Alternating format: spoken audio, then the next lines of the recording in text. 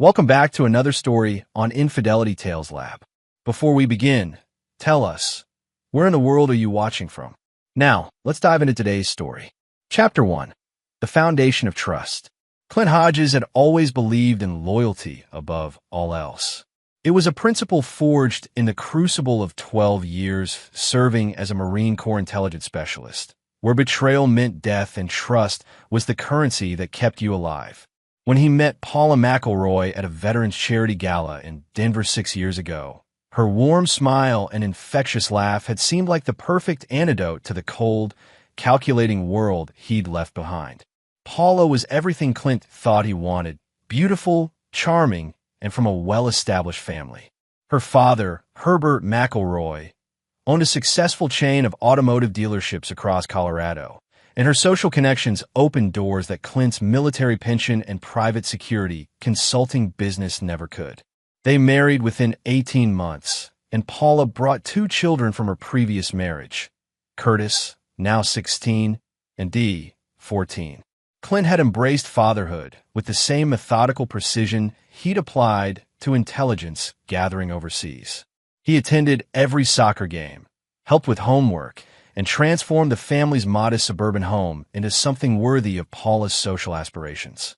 He'd liquidated his military savings and investments to fund renovations, private schools, and a lifestyle Paula claimed was necessary for the children's future.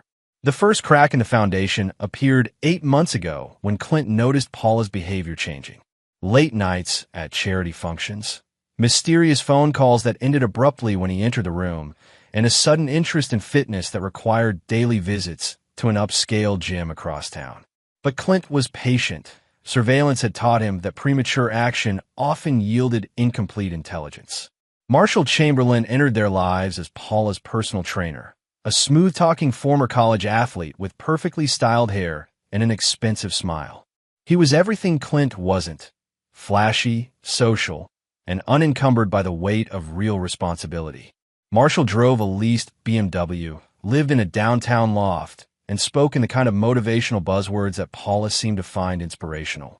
"He's helping me become the best version of myself," Paula would say, her eyes bright with an enthusiasm Clint hadn't seen directed toward him in years. Clint's military instincts screamed warnings, but he maintained discipline.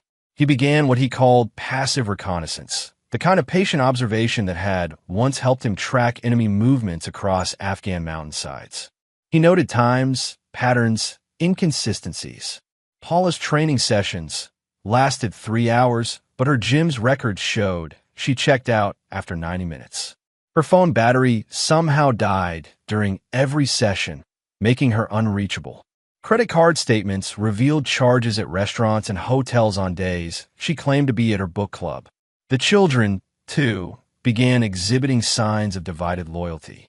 Curtis, once eager to discuss football strategy with Clint, became sullen and dismissive. Dee stopped asking for help with her math homework, preferring to figure out herself. Family dinners became exercises in polite conversation, punctuated by meaningful glances between Paula and the kids, glances that excluded Clint entirely. Herbert McElroy's attitude toward Clint had never been warm, but lately it had turned openly contemptuous. The old man made pointed comments about real men and providers during family gatherings, always with Paula nodding along sympathetically. It was clear that whatever story Paula was telling her family about their marriage, Clint was cast as the villain. 3 months ago, Clint's suspicions crystallized into certainty. Using skills honed in military intelligence, he'd installed discreet surveillance equipment in Paula's car and began monitoring her digital footprint. The evidence was overwhelming. Lengthy text exchanges with Marshall filled with explicit content, hotel room receipts, and a detailed discussion about their future together once Paula figured out the Clint situation. But the betrayal ran deeper than simple adultery. Paula and Marshall weren't just planning an affair. They were planning Clint's complete destruction. Text messages revealed their scheme. Paula would file for divorce, claiming emotional abuse and financial control. She'd already consulted with an aggressive divorce attorney who specialized in protecting women from manipulative veterans with PTSD. The children had been coached to support her version of events, describing Clint as distant, controlling, and potentially dangerous. Marshall's role was more than just lover. He was the architect of Clint's social destruction. Using his connections in Denver's fitness and wellness community, he'd been spreading rumors about Clint's violent past and unstable behavior. The goal was to isolate Clint completely, making him appear unfit for custody and unworthy of sympathy.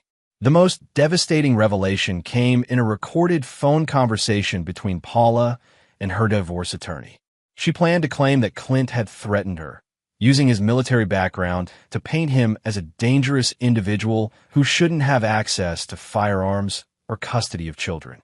The attorney assured her that judges were very sympathetic to women fleeing potentially violent veterans, and that she could expect to keep the house, receive substantial alimony, and maintain primary custody.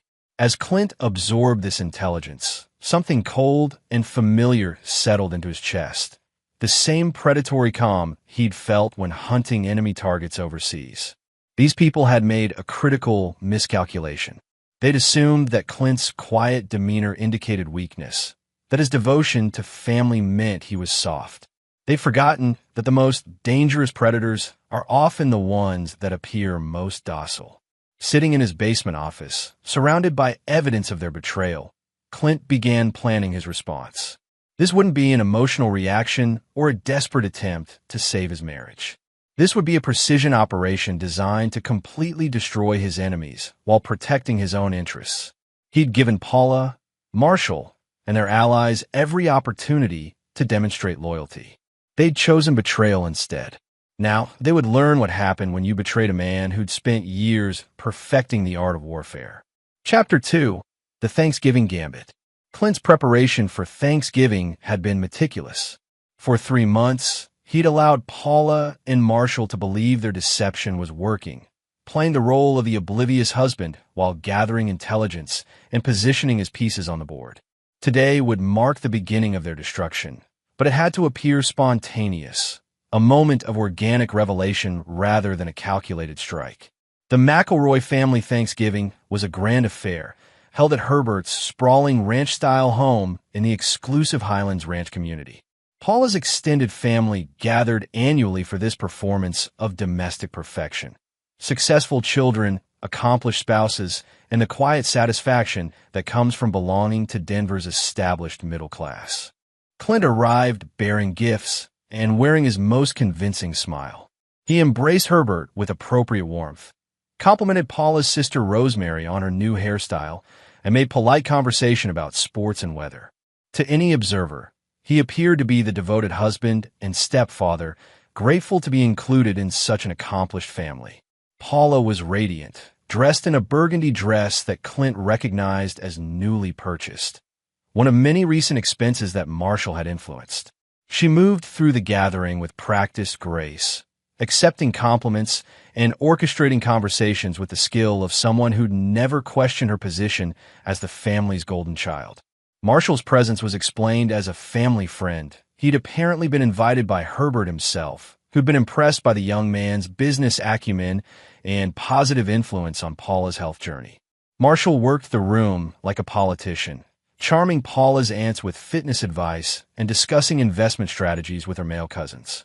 He was careful to maintain appropriate distance from Paula in public, but Clint noticed the subtle touches, the meaningful glances, the way Marshall's eyes followed Paula's movements. Curtis and Dee had embraced their roles as supporting players in Paula's drama. They were polite but distant with Clint, demonstrating the kind of subtle disrespect that would be invisible to casual observers but devastating to a stepfather's authority. When Clint attempted to engage Curtis in conversation about his recent wrestling match, the boy's responses were monosyllabic and dismissive. Dee actually rolled her eyes when Clint offered to help her set the table. The performance reached its crescendo as dinner was served. Paula had orchestrated the seating arrangements to perfection. Clint found himself relegated to a folding chair at the corner of the extended table, physically separated from the family's main conversations. Herbert presided from the head of the table, with Marshall seated to his right, a position traditionally reserved for sons-in-law. Paula sat beside Marshall, close enough for private conversations, but distant enough to maintain plausible deniability. As the family shared their traditional gratitude speeches, the subtext became crystal clear. Herbert expressed appreciation for the young people who are building bright futures, his eyes fixed on Marshall. Paula spoke about finding the strength to pursue my dreams, while glancing at Marshall with poorly concealed affection. Curtis thanked his grandfather for showing me what real leadership looks like, pointedly avoiding any mention of Clint's guidance. The final insult came as dessert was being served.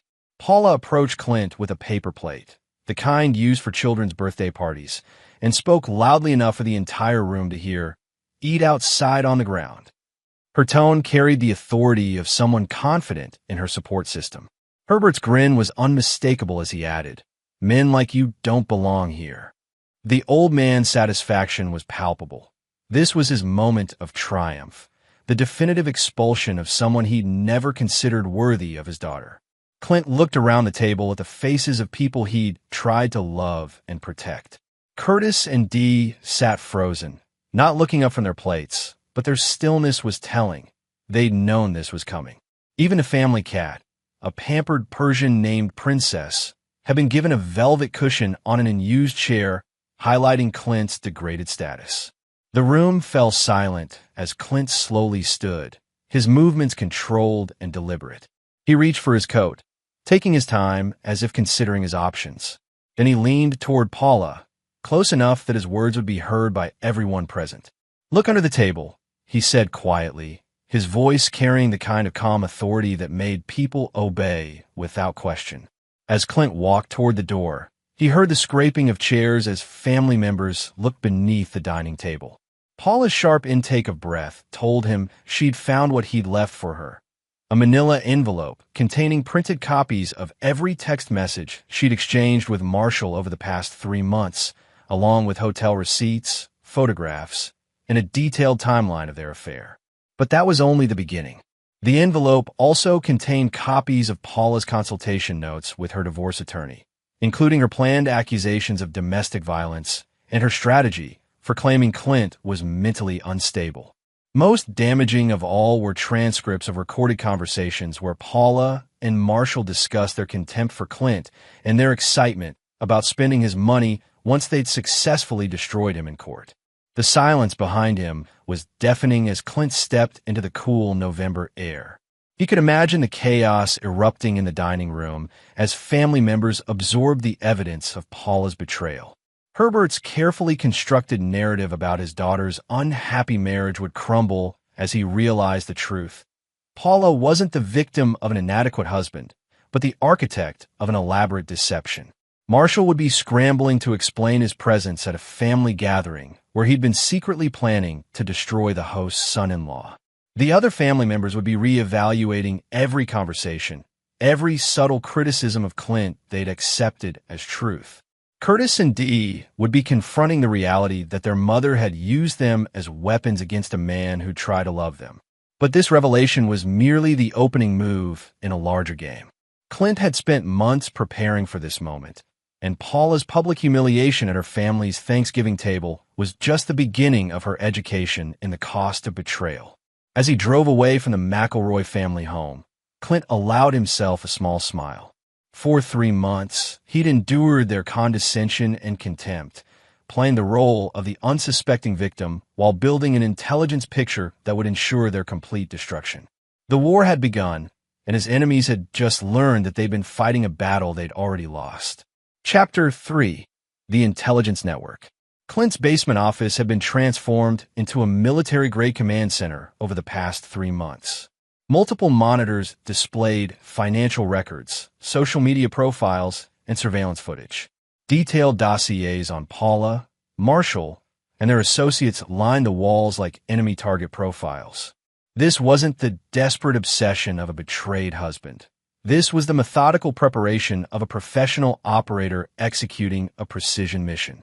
The morning after Thanksgiving, Clint received the call he'd been expecting. Paula's voice was shaking with rage as she screamed accusations through the phone. He was sick, he was stalking her, he was dangerous. She'd already filed for a restraining order and moved in with her sister Rosemary. The divorce papers would be served within days. You think you're so smart, Paula hissed. My lawyer says what you did was illegal surveillance. You'll be lucky if you don't go to prison. Clint listened calmly, making notes of her threats and emotional state. Is there anything else you'd like to say? He asked with professional detachment. Stay away from me and my children, Paula snapped before ending the call. Her children. That phrase crystallized something in Clint's mind. For 2 years, he'd considered Curtis and Dee his own children, loving them despite their increasingly distant behavior. But Paula's claim of ownership made their betrayal clear. They'd always seen him as an outsider, tolerated only as long as he served their purposes. The restraining order was served that afternoon by Deputy Lee Keenan, a man Clint recognized from Veterans Association meetings. Lee was professional but apologetic, clearly uncomfortable with the assignment. This doesn't seem right, Clint, Lee said quietly as he handed over the papers. I've known you for 3 years. You're not the kind of man who terrorizes women. Perception management, Clint replied, scanning the legal document. Create a narrative where I'm the aggressor, and suddenly her affair becomes self-defense. Lee glanced around nervously before leaning closer. There's something else. I've been hearing rumors about you around the department, stories about violent behavior and instability. Someone's been feeding information to certain officers, painting you as a potential domestic violence case. This confirmed Clint's suspicions about Marshall's network. The fitness instructor had connections throughout Denver's professional community, including several police officers who used his gym. Marshall had been methodically poisoning Clint's reputation with law enforcement, creating a foundation for Paula's claims of abuse. I appreciate the heads up, Clint said, making mental notes about information warfare tactics being used against him. After Lee departed, Clint reviewed the restraining order with professional interest. Paula's attorney had crafted a narrative portraying Clint as a dangerous veteran with PTSD who'd been monitoring his wife's activities and making threats. The order prohibited Clint from contacting Paula, approaching her workplace, or coming within 500 feet of the children's school. But Paula had made a crucial error. She'd underestimated Clint's network and resources. While she'd been building her case against him, Clint had been constructing his own intelligence operation. Saul Hammond had been Clint's communications specialist during their deployment in Afghanistan. Now a cybersecurity consultant in Denver, Saul possessed skills that made him invaluable for information gathering. Over the past 2 months, Saul had been conducting what he called digital archaeology on Paula and Marshall's lives. Your wife's been sloppy, Saul reported during their evening meeting at a discreet coffee shop downtown. She thinks deleting text messages makes them disappear, but cloud backups are forever. I've recovered everything going back 18 months. The recovered communications revealed the true scope of Paula and Marshall's deception. Their affair had begun over a year ago, meaning that much of Clint's recent marriage had been an elaborate performance. More disturbing were discussions about accelerating the timeline. Once Paula learned about Clint's substantial military life insurance policy and the equity he'd built in their home.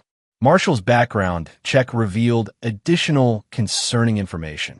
He'd been fired from his previous gym for inappropriate relationships with married clients, and his expensive lifestyle was funded largely by loans and credit cards. Marshall wasn't just pursuing Paula romantically. He was positioning himself to access her anticipated divorce settlement. There's more, Saul continued, sliding a tablet across the table. I've been monitoring Marshall's communications with a woman named Alice Yu. She's a divorce attorney who specializes in what she calls strategic victim positioning. The messages between Marshall and Alice Yu revealed a disturbing pattern. Marshall had done this before, targeting vulnerable married women, encouraging affairs, then connecting them with Yu's services to maximize divorce settlements. Paula wasn't Marshall's first victim, and she wouldn't be his last unless someone stopped him. Eric Robbins, Clint's former squad leader, had contributed his own expertise to the intelligence operation. Now working as a private investigator, Eric had been conducting physical surveillance on Marshall and documenting his activities. Guy's got a routine, Eric reported during their briefing session. Every Tuesday and Thursday, he meets with 3 other women at different locations around the city. All married, all wealthy, all convinced they're his only special client. The surveillance revealed Marshall's broader operation.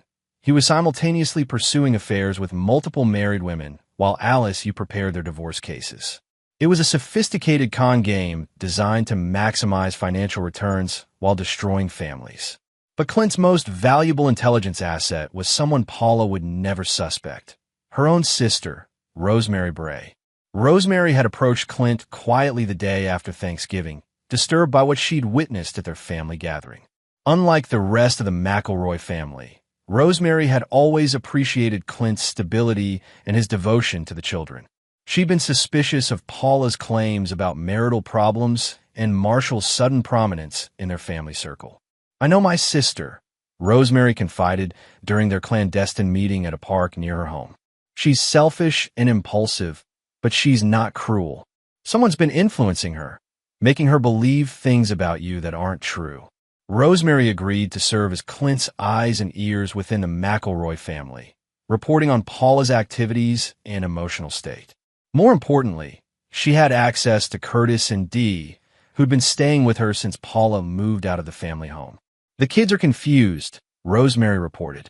"They keep asking when they're going home, when they'll see you again. Paula tells them you're dangerous, but they don't understand why. Curtis found the papers you left at Thanksgiving and read some of the messages. He's been asking difficult questions that Paula can't answer." This intelligence confirmed Clint's assessment. Curtis and Dee were victims in Paula's game, not willing conspirators. They'd been manipulated and coached, but their fundamental loyalty remained intact. This knowledge influenced Clint's strategic planning. Any operation against Paula and Marshall needed to protect the children while exposing the truth of their mother's deception. As Clint reviewed his accumulated intelligence that evening, the scope of his enemy's vulnerability became clear. Paula and Marshall believed they were executing a simple divorce scheme, but they'd actually exposed themselves to a devastating counterattack. Their communications were compromised, their finances were transparent, and their network of supporters was riddled with Clint's assets. More importantly, they'd underestimated their opponent. Paula saw Clint as a convenient target, stable enough to provide financial security, but passive enough to be discarded when someone better came along.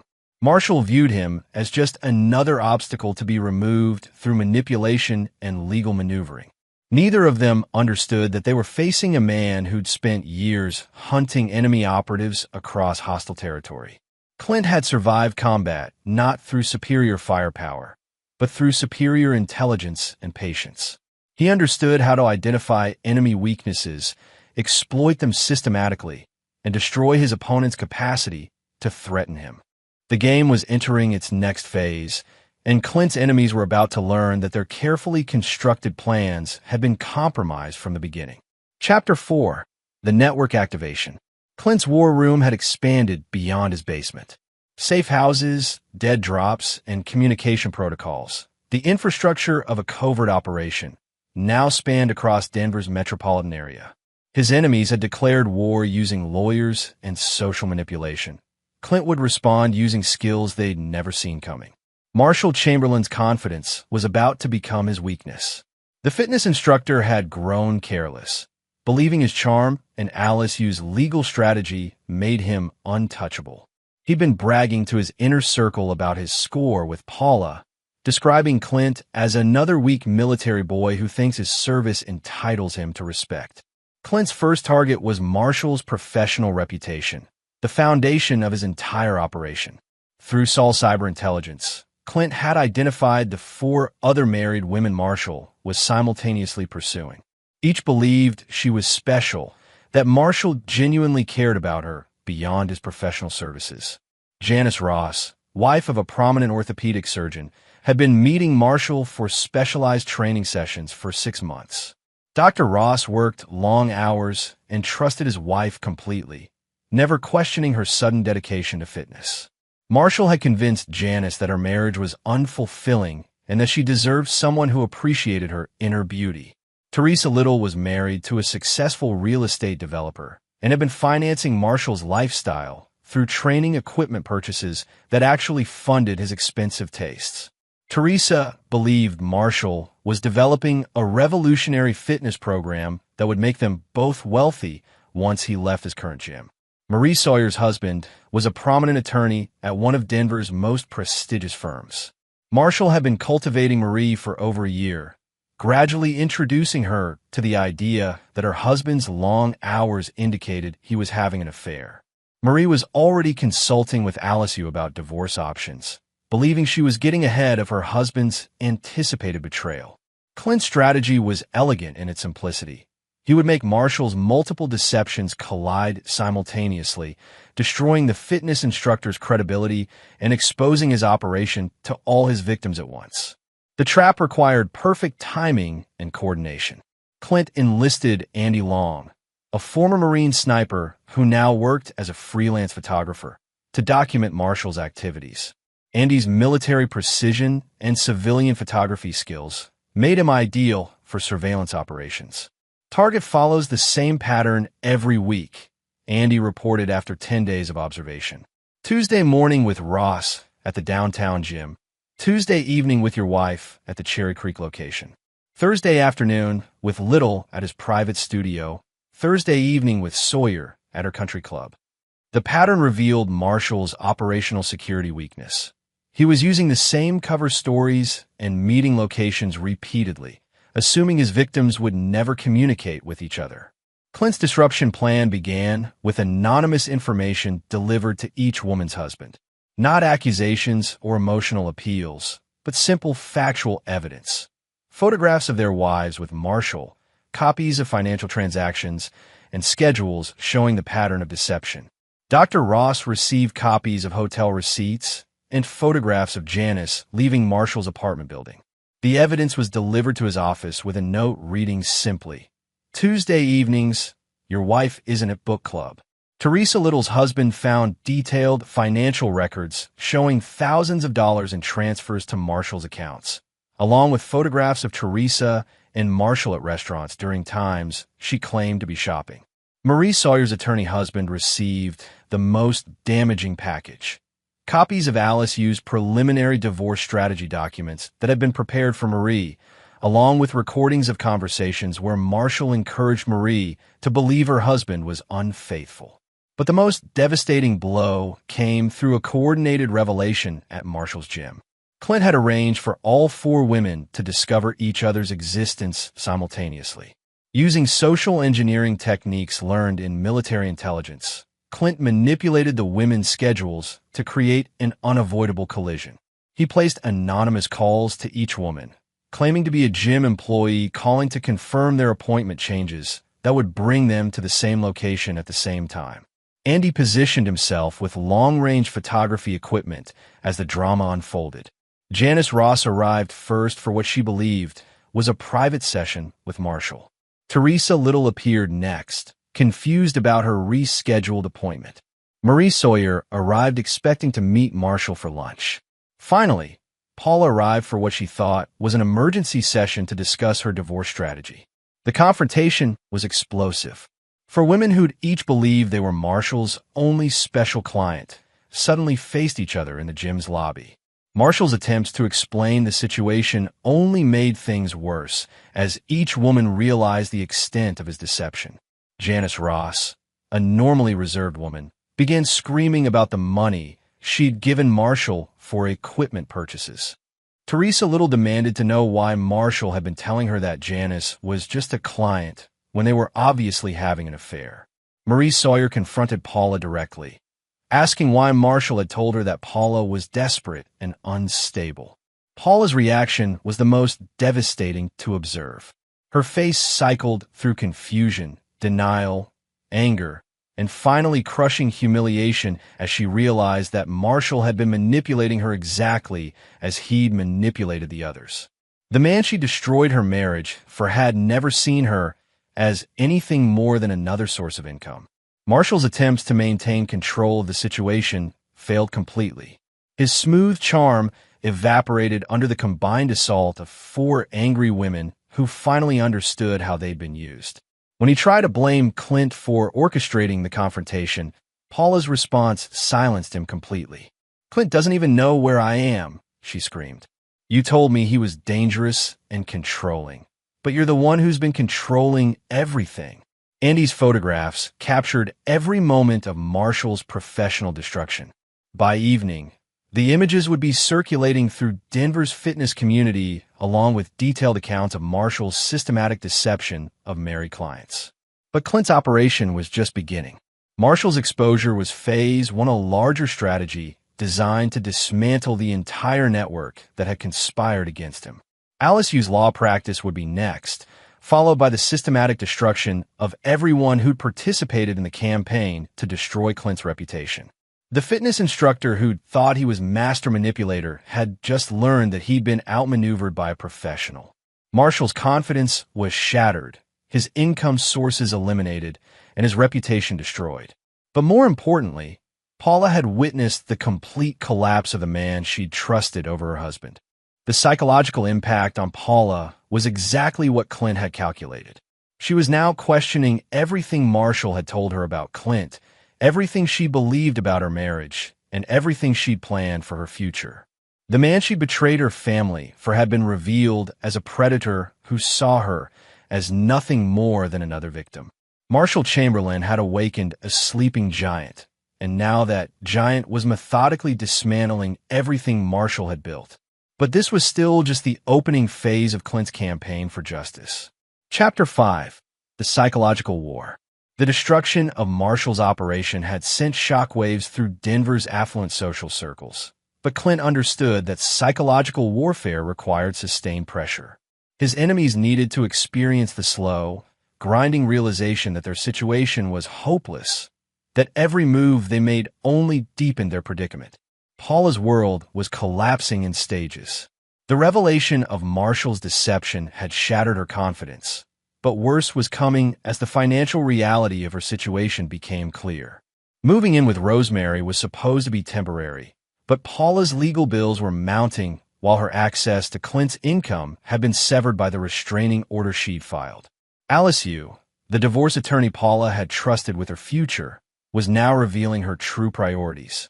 With Marshall's credibility destroyed and his testimony worthless, Yu informed Paula that her case had become significantly more difficult. The evidence of Paula's affair was overwhelming, and her initial claims of abuse now appeared vindictive rather than legitimate.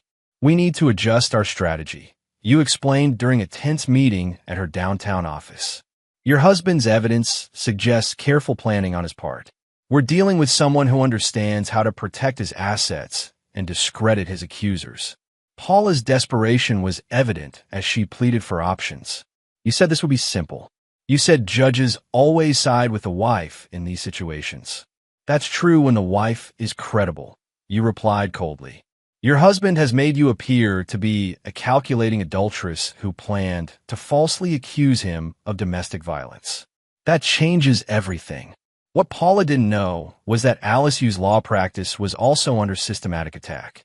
Clint had identified patterns in Yu's cases, a history of representing women who made abuse allegations that couldn't be substantiated, but which generated substantial legal fees and favorable settlements for Yu's clients. Eric Robbins had been building cases against Yu's questionable practices for weeks. As a licensed private investigator, Eric had access to court records and could legally investigate Yu's professional conduct. The pattern he discovered was damning. Yu specialized in manufacturing domestic violence claims against wealthy men, using emotional manipulation and coach testimony to extract maximum settlements. "She's done this at least 12 times in the past 3 years," Eric reported to Clint during their weekly briefing. "Same pattern every time. Wealthy woman has an affair, comes to you for divorce representation, suddenly discovers she's been emotionally abused by her husband." Clint's response was characteristically thorough. He'd identified 3 of Yu's former clients whose ex-husbands had been destroyed by false allegations. These men had lost custody of their children, paid enormous settlements, and seen their reputations ruined by accusations they couldn't disprove. Carl Mansfield had been Yu's victim 2 years earlier. His ex-wife had claimed emotional abuse after being caught in an affair with her tennis instructor. Despite no evidence of actual abuse, Carl had lost primary custody of his 2 young daughters and been ordered to pay 70% of his income in alimony and child support. Marvin Mason had suffered similar destruction 6 months ago. His wife's affair with her personal trainer had somehow transformed into a narrative about Carl's controlling behavior and psychological intimidation. The judge had believed Yu's carefully constructed case, and Marvin now saw his children every other weekend while supporting his ex-wife's luxurious lifestyle. Herbert Dunn had been Yu's most recent victim before Paula. His wife's midlife crisis and affair with a younger man had been reframed as an escape from Herbert's oppressive marriage. Herbert lost his house, his business assets, and meaningful contact with his teenage sons. Clint's strategy was to unite these destroyed men in a coordinated legal assault against Yu's practice. Each man had evidence of Yu's pattern of manufacturing abuse claims, and together they could demonstrate systematic fraud that would destroy Yu's career and potentially result in criminal charges. "You're offering us something we never thought we'd have," Carl told Clint during their first meeting. "The chance to fight back against the system that destroyed us." The three men were eager to cooperate, providing detailed documentation of Yu's tactics and testimony about how their cases had been manipulated. More importantly, they had financial resources to fund an extended legal battle against Yu's practice. While building the case against Alice Yu, Clint was also applying psychological pressure to the McElroy family. Herbert's Thanksgiving triumph had turned to bitter embarrassment as the truth about Paula's deception spread through their social circle. The automotive dealer who'd prided himself on reading people had been completely fooled by his own daughter. Rosemary served as Clint's intelligence source within the family, reporting on the growing tensions and Herbert's increasingly desperate attempts to salvage the situation. The old man had initially supported Paula's divorce plans, but Marshall's exposure and the mounting legal costs were changing his perspective. "Dad's starting to ask difficult questions," Rosemary reported during one of their discreet meetings. "He keeps saying Paula should have talked to him before filing for divorce. He's also asking why she never mentioned problems with you before Marshall appeared." The psychological pressure on Curtis and Dee was Clint's most delicate operation. He needed to extract them from Paula's influence without appearing to violate the restraining order or engaging in the kind of manipulation that had destroyed their trust. Clint's approach was indirect but effective. He arranged for Curtis's wrestling coach, a man who respected Clint's military background, to reach out to the teenager. Coach Neil Hoffman had noticed Curtis's declining performance and attitude since the family separation. "Your boy's struggling," Hoffman told Clint during a carefully arranged conversation. "He won't talk about what's happening at home, but he's lost his focus completely. Whatever's going on, it's destroying his confidence." Clint provided Hoffman with context about the situation, not accusations against Paula, but simple facts about the family's circumstances and Clint's desire to maintain a relationship with the children he'd tried to raise. Hoffman's military background gave him insight into Clint's character, and he became an advocate for reconciliation. During team meetings and private conversations, he spoke about the importance of loyalty, the value of father figures, and the damage caused by family divisions. The coach's influence on Curtis was significant. Wrestling required discipline and respect for authority, qualities that Clint had tried to instill in the boy. Hoffman's validation of those values created cognitive dissonance with Paula's narrative about Clint being dangerous or controlling. Dee's extraction required a different approach. Clint remembered her love of mathematics and her dreams of becoming an engineer. Through Saul's research, he identified a prestigious summer engineering program for high school students that Dee would find irresistible. The application required a recommendation from a mentor or family member who understands the student's potential. Clint submitted a detailed letter describing Dee's mathematical abilities, her curiosity about how things work, and her potential for success in engineering. When Dee received notification of her acceptance to the program, she was confused about who had recommended her. Rosemary mentioned that the application had been submitted by someone who really believes in your potential, without revealing Clint's identity. The psychological impact on Dee was exactly what Clint had intended. She began questioning why someone would invest time and effort in her future if that person was truly dangerous or uncaring. The cognitive dissonance between Paula's claims and Clint's demonstrated support created doubt about everything she'd been told. Meanwhile, Marshall's desperation was escalating. His income had disappeared with the exposure of his operation. His reputation in Denver's fitness community was destroyed, and the women he'd manipulated were now threatening legal action against him. Marshall's response was predictably emotional and self-destructive. He began calling Paula obsessively, alternating between apologies and accusations. He blamed Clint for orchestrating his downfall, then blamed Paula for not being smart enough to avoid detection.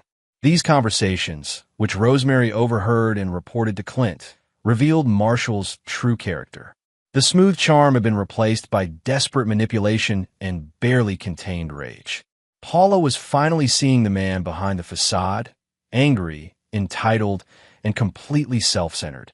He's been calling her every hour, Rosemary reported. Yesterday, he screamed at her for 20 minutes about how she'd ruined his life by being careless. Paula was crying after the call, asking me if she'd made a terrible mistake.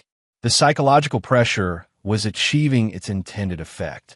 Paula's confidence in her decisions was crumbling as she realized the extent of Marshall's deception and manipulation.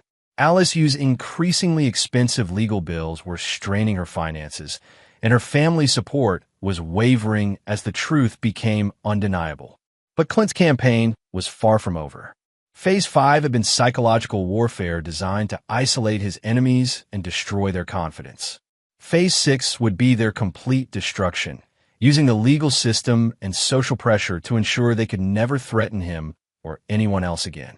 The hunters had become the hunted, and they were beginning to understand that they'd chosen the wrong prey. Chapter 6: The Legal Crucible. 6 weeks after the Thanksgiving revelation, Clint's legal counteroffensive was ready to launch.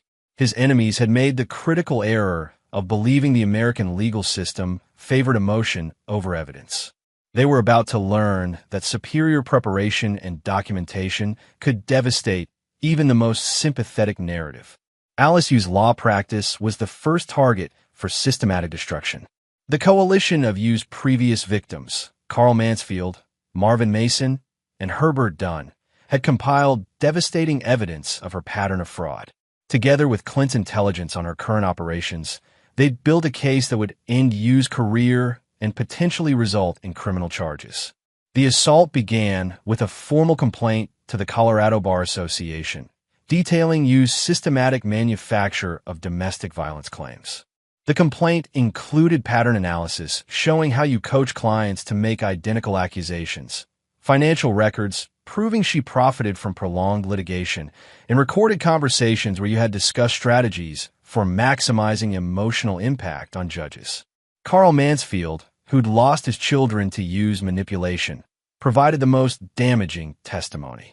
His ex-wife had eventually admitted that you had coached her to embellish claims of emotional abuse, teaching her specific phrases and behaviors that would convince judges of her victimization. Alice told me that judges want to see fear. Carl's ex-wife testified in a sworn affidavit. She taught me how to cry on command, how to appear intimidated when my ex-husband was in the room. She said it didn't matter if the abuse was real, as long as it felt real to the judge. Marvin Mason contributed evidence of Yu's financial manipulation tactics. You had encouraged his ex-wife to hide assets, inflate expenses, and create artificial financial need to maximize alimony settlements. When Marvin's ex-wife had expressed doubt about these strategies, you had assured her that the system is designed to protect women, so we're just using available tools. Herbert Dunn's case provided evidence of Yu's most sophisticated operation, the systematic destruction of father-child relationships through coached accusations of inappropriate behavior.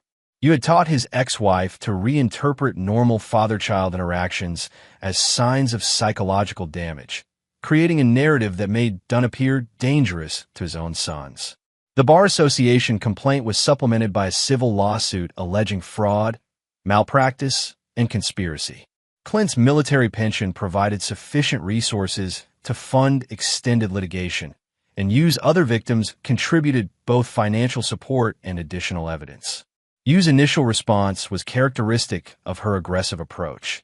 She accused her male victims of coordinating a harassment campaign designed to silence a successful female attorney.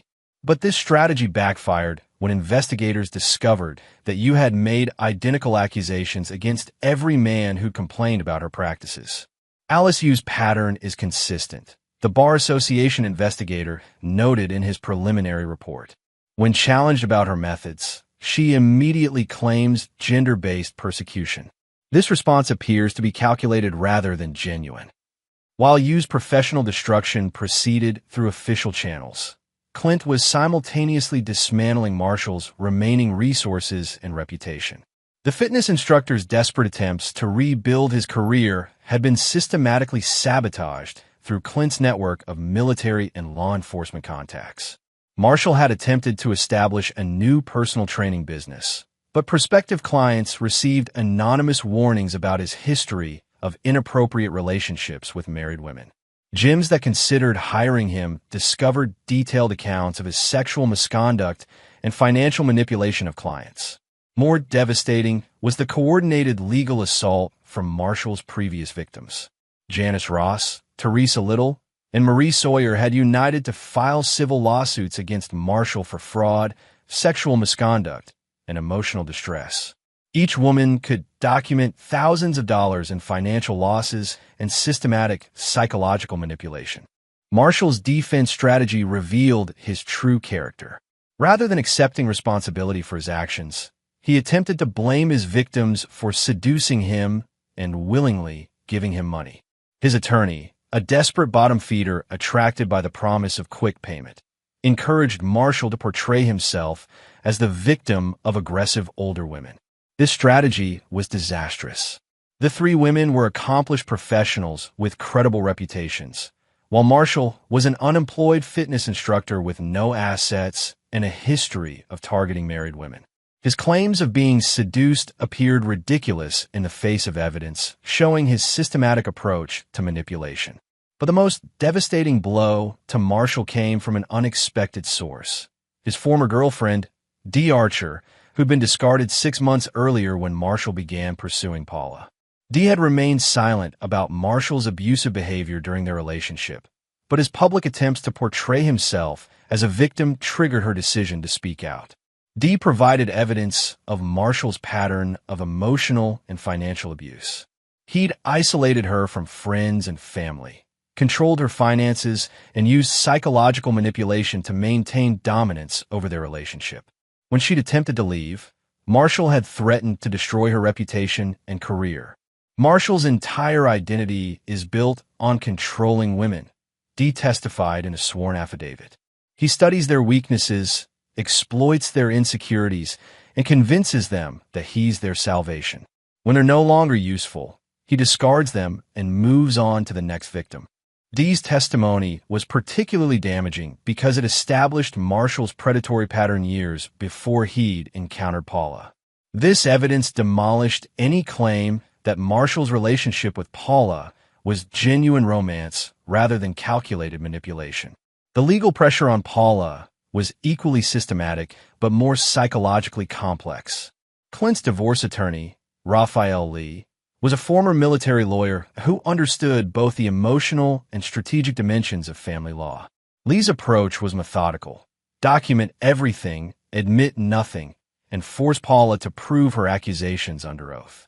Paula's initial divorce petition had been built on Alice Yu's aggressive strategy: claim emotional abuse, demand immediate custody and support, and rely on judicial sympathy for distressed women.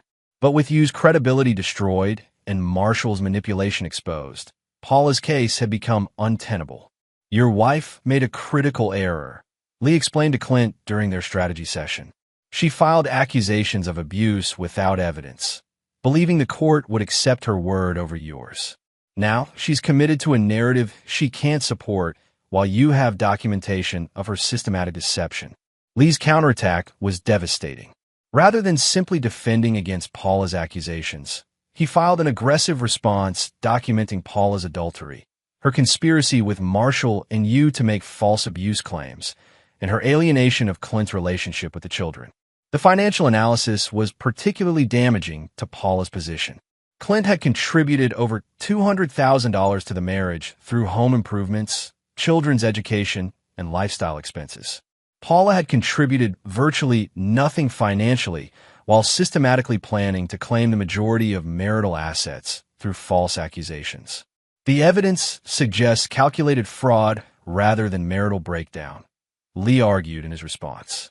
Mrs. Hodges began planning her husband's destruction more than a year ago while accepting his financial support and presenting herself as a loving wife.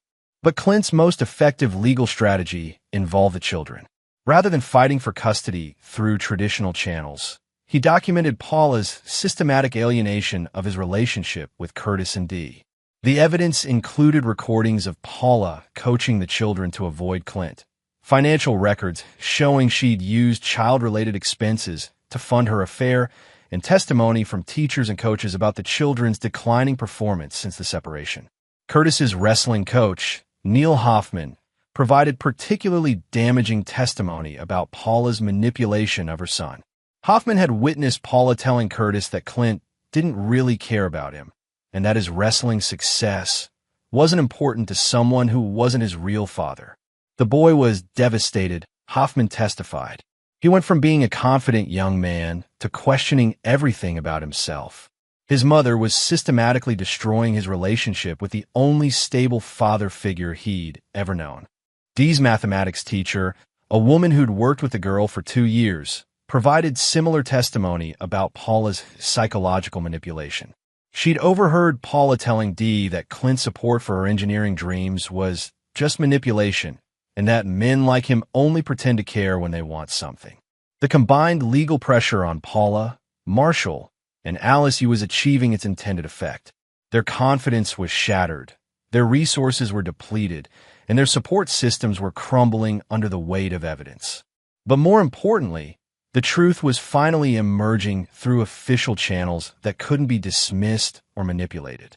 Clint's enemies had believed they could destroy him through false accusations and social manipulation.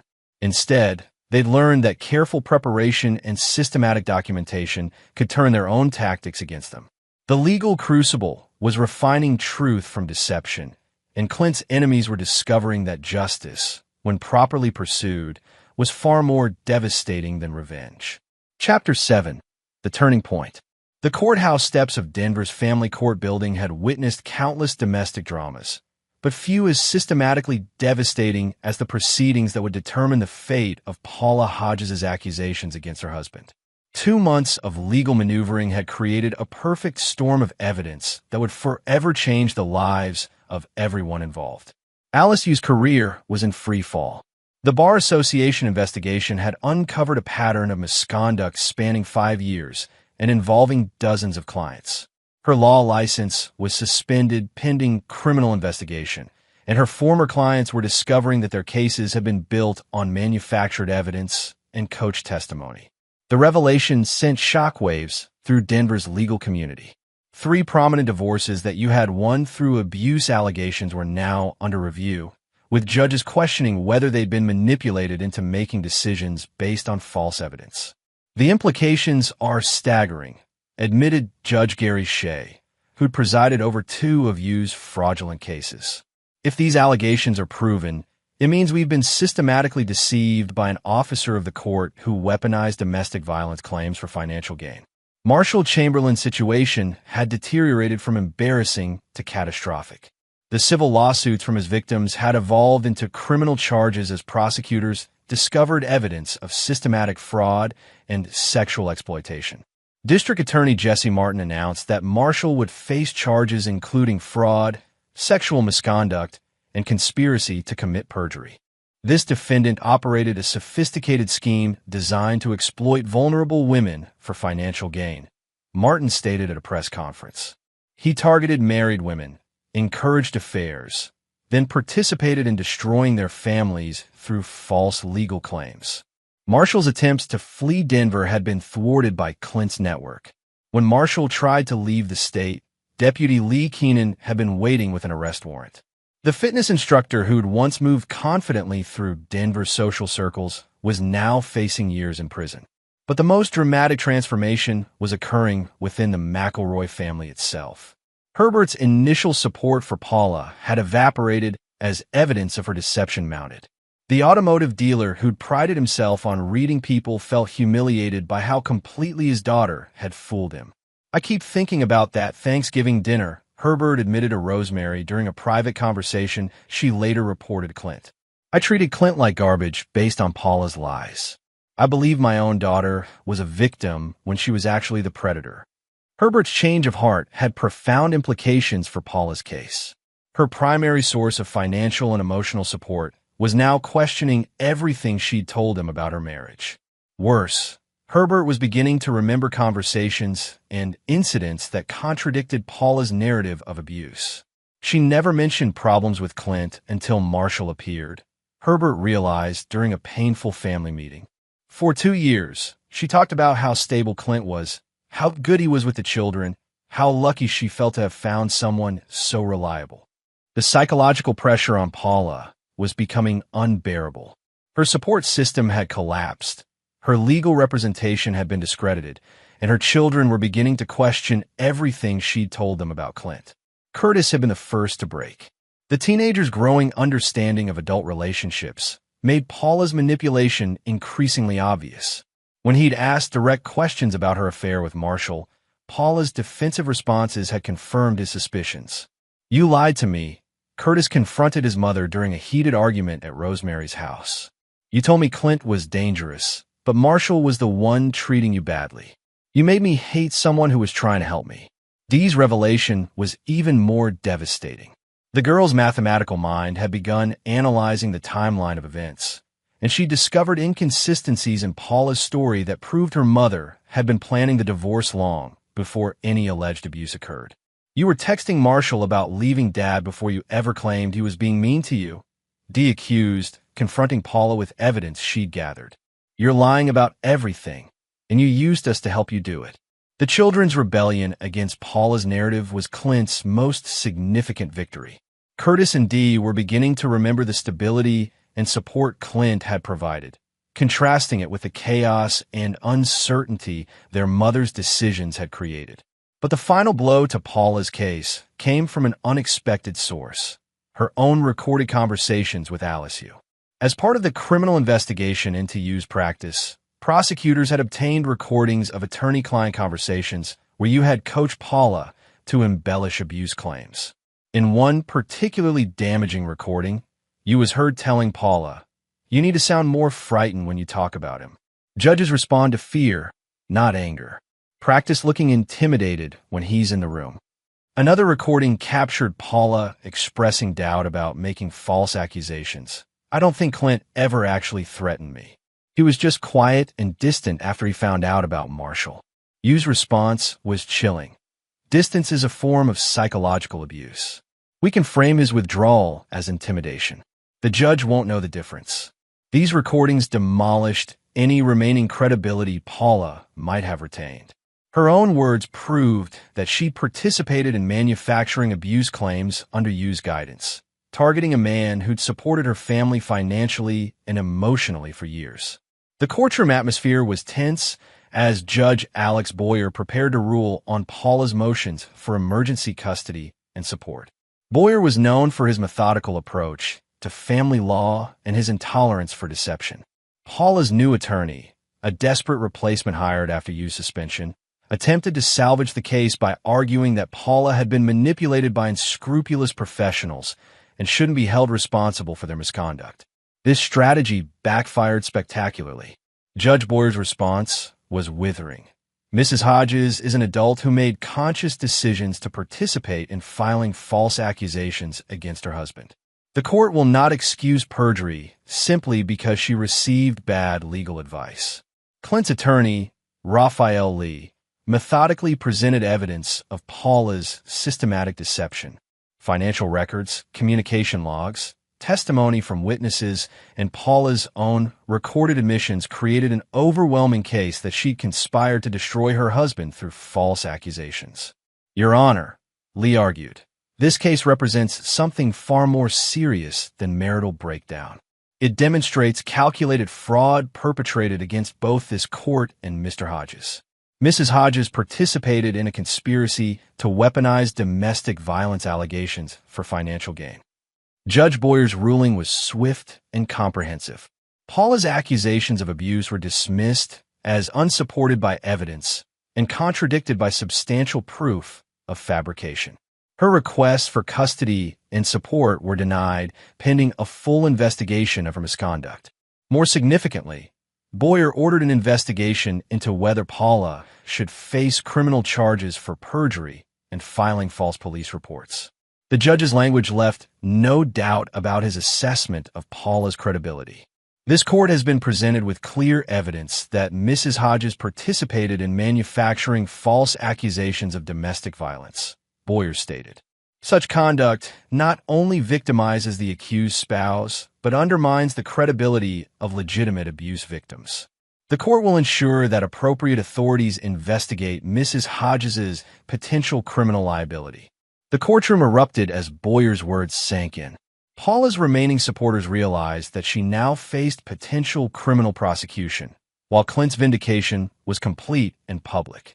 But for Clint, this legal victory was only the beginning of a larger reckoning. His enemies had chosen to destroy him through false accusations and systematic manipulation. Their defeat in court was satisfying, but it wasn't sufficient justice for the harm they'd attempted to cause. The legal system had protected Clint from his enemy's immediate attack, but couldn't undo the damage they'd tried to inflict on his reputation, his relationships with the children, and his faith in the people he'd tried to love. True justice would require a more personal accounting, and Clint was prepared to collect it with the same methodical precision he'd applied to their legal destruction. Chapter 8: The Reckoning. The legal victory had cleared Clint's name and exposed his enemy's deception, but hadn't satisfied his deeper need for justice. Paula, Marshall, and their conspirators had attempted to destroy not just his marriage, but his reputation, his relationship with the children, and his faith in the fundamental decency of human relationships. Legal vindication was necessary, but insufficient. True reckoning required something more personal and permanent. Marshall Chamberlain's criminal trial had become Denver's most watched legal proceeding in years. The fitness instructor who'd once charmed his way through the city's social circles now sat in an orange jumpsuit, facing 15 felony charges including fraud, sexual misconduct, and conspiracy to commit perjury. The prosecution's case was overwhelming. Testimony from his victims painted a picture of systematic predation spanning years, with Marshall targeting vulnerable married women and manipulating them into relationships that destroyed their families and finances. The evidence included recorded conversations, financial records, and detailed accounts of psychological manipulation. But Clint had ensured that Marshall's punishment would extend beyond legal consequences. Using his network of military and law enforcement contacts, Clint had arranged for Marshall to be housed with inmates who had particular contempt for men who preyed on women and destroyed families. Word travels fast in lockup, Deputy Lee Keenan reported during one of his informal updates to Clint. Guys inside don't appreciate predators who target wives and mothers. Marshall's having a rough time adjusting to his new environment. Marshall's attempts to maintain his confident facade crumbled under the relentless pressure of prison life. The smooth-talking manipulator discovered that his charm was worthless among men who saw through his performance and judged him by actions rather than words. Alice Yu's destruction was even more systematic. The disbarred attorney faced not only criminal charges, but civil lawsuits from every family she'd helped destroy through manufactured abuse claims. Her law practice had been liquidated to pay damages, and her reputation was so thoroughly ruined that she'd been forced to leave Denver entirely. But Clint's most thorough revenge was reserved for Paula herself. The legal system had vindicated him and exposed her lies, but Paula's social and financial destruction was still unfolding according to Clint's carefully orchestrated plan. Herbert McElroy's complete withdrawal of support had left Paula financially devastated. The automotive dealer had not only stopped funding her legal bills, but demanded repayment of money he'd advanced for her divorce case. Herbert's humiliation at being deceived by his own daughter had transformed his disappointment into active hostility. She made me complicit in destroying a good man. Herbert told Rosemary in a conversation she reported to Clint. I'll never forgive her for using me as a weapon against someone who was trying to love our family. Paula's attempts to rebuild her social standing had been systematically sabotaged by the truth of her actions. The women who'd once envied her seemingly perfect marriage now gossiped about her affair and false accusations. Former friends avoided her, unwilling to associate with someone who'd weaponized domestic violence claims for personal gain. The children's complete rejection of Paula was perhaps the most devastating consequence of her choices. Curtis and Dee had moved back home with Clint, requesting that the court terminate their mother's custody rights entirely. She used us as weapons against you, Curtis explained to Clint during their first private conversation after the legal proceedings ended. She taught us to hate someone who was trying to love us. I can't forgive that. Dee's mathematical mind had analyzed the situation with characteristic precision.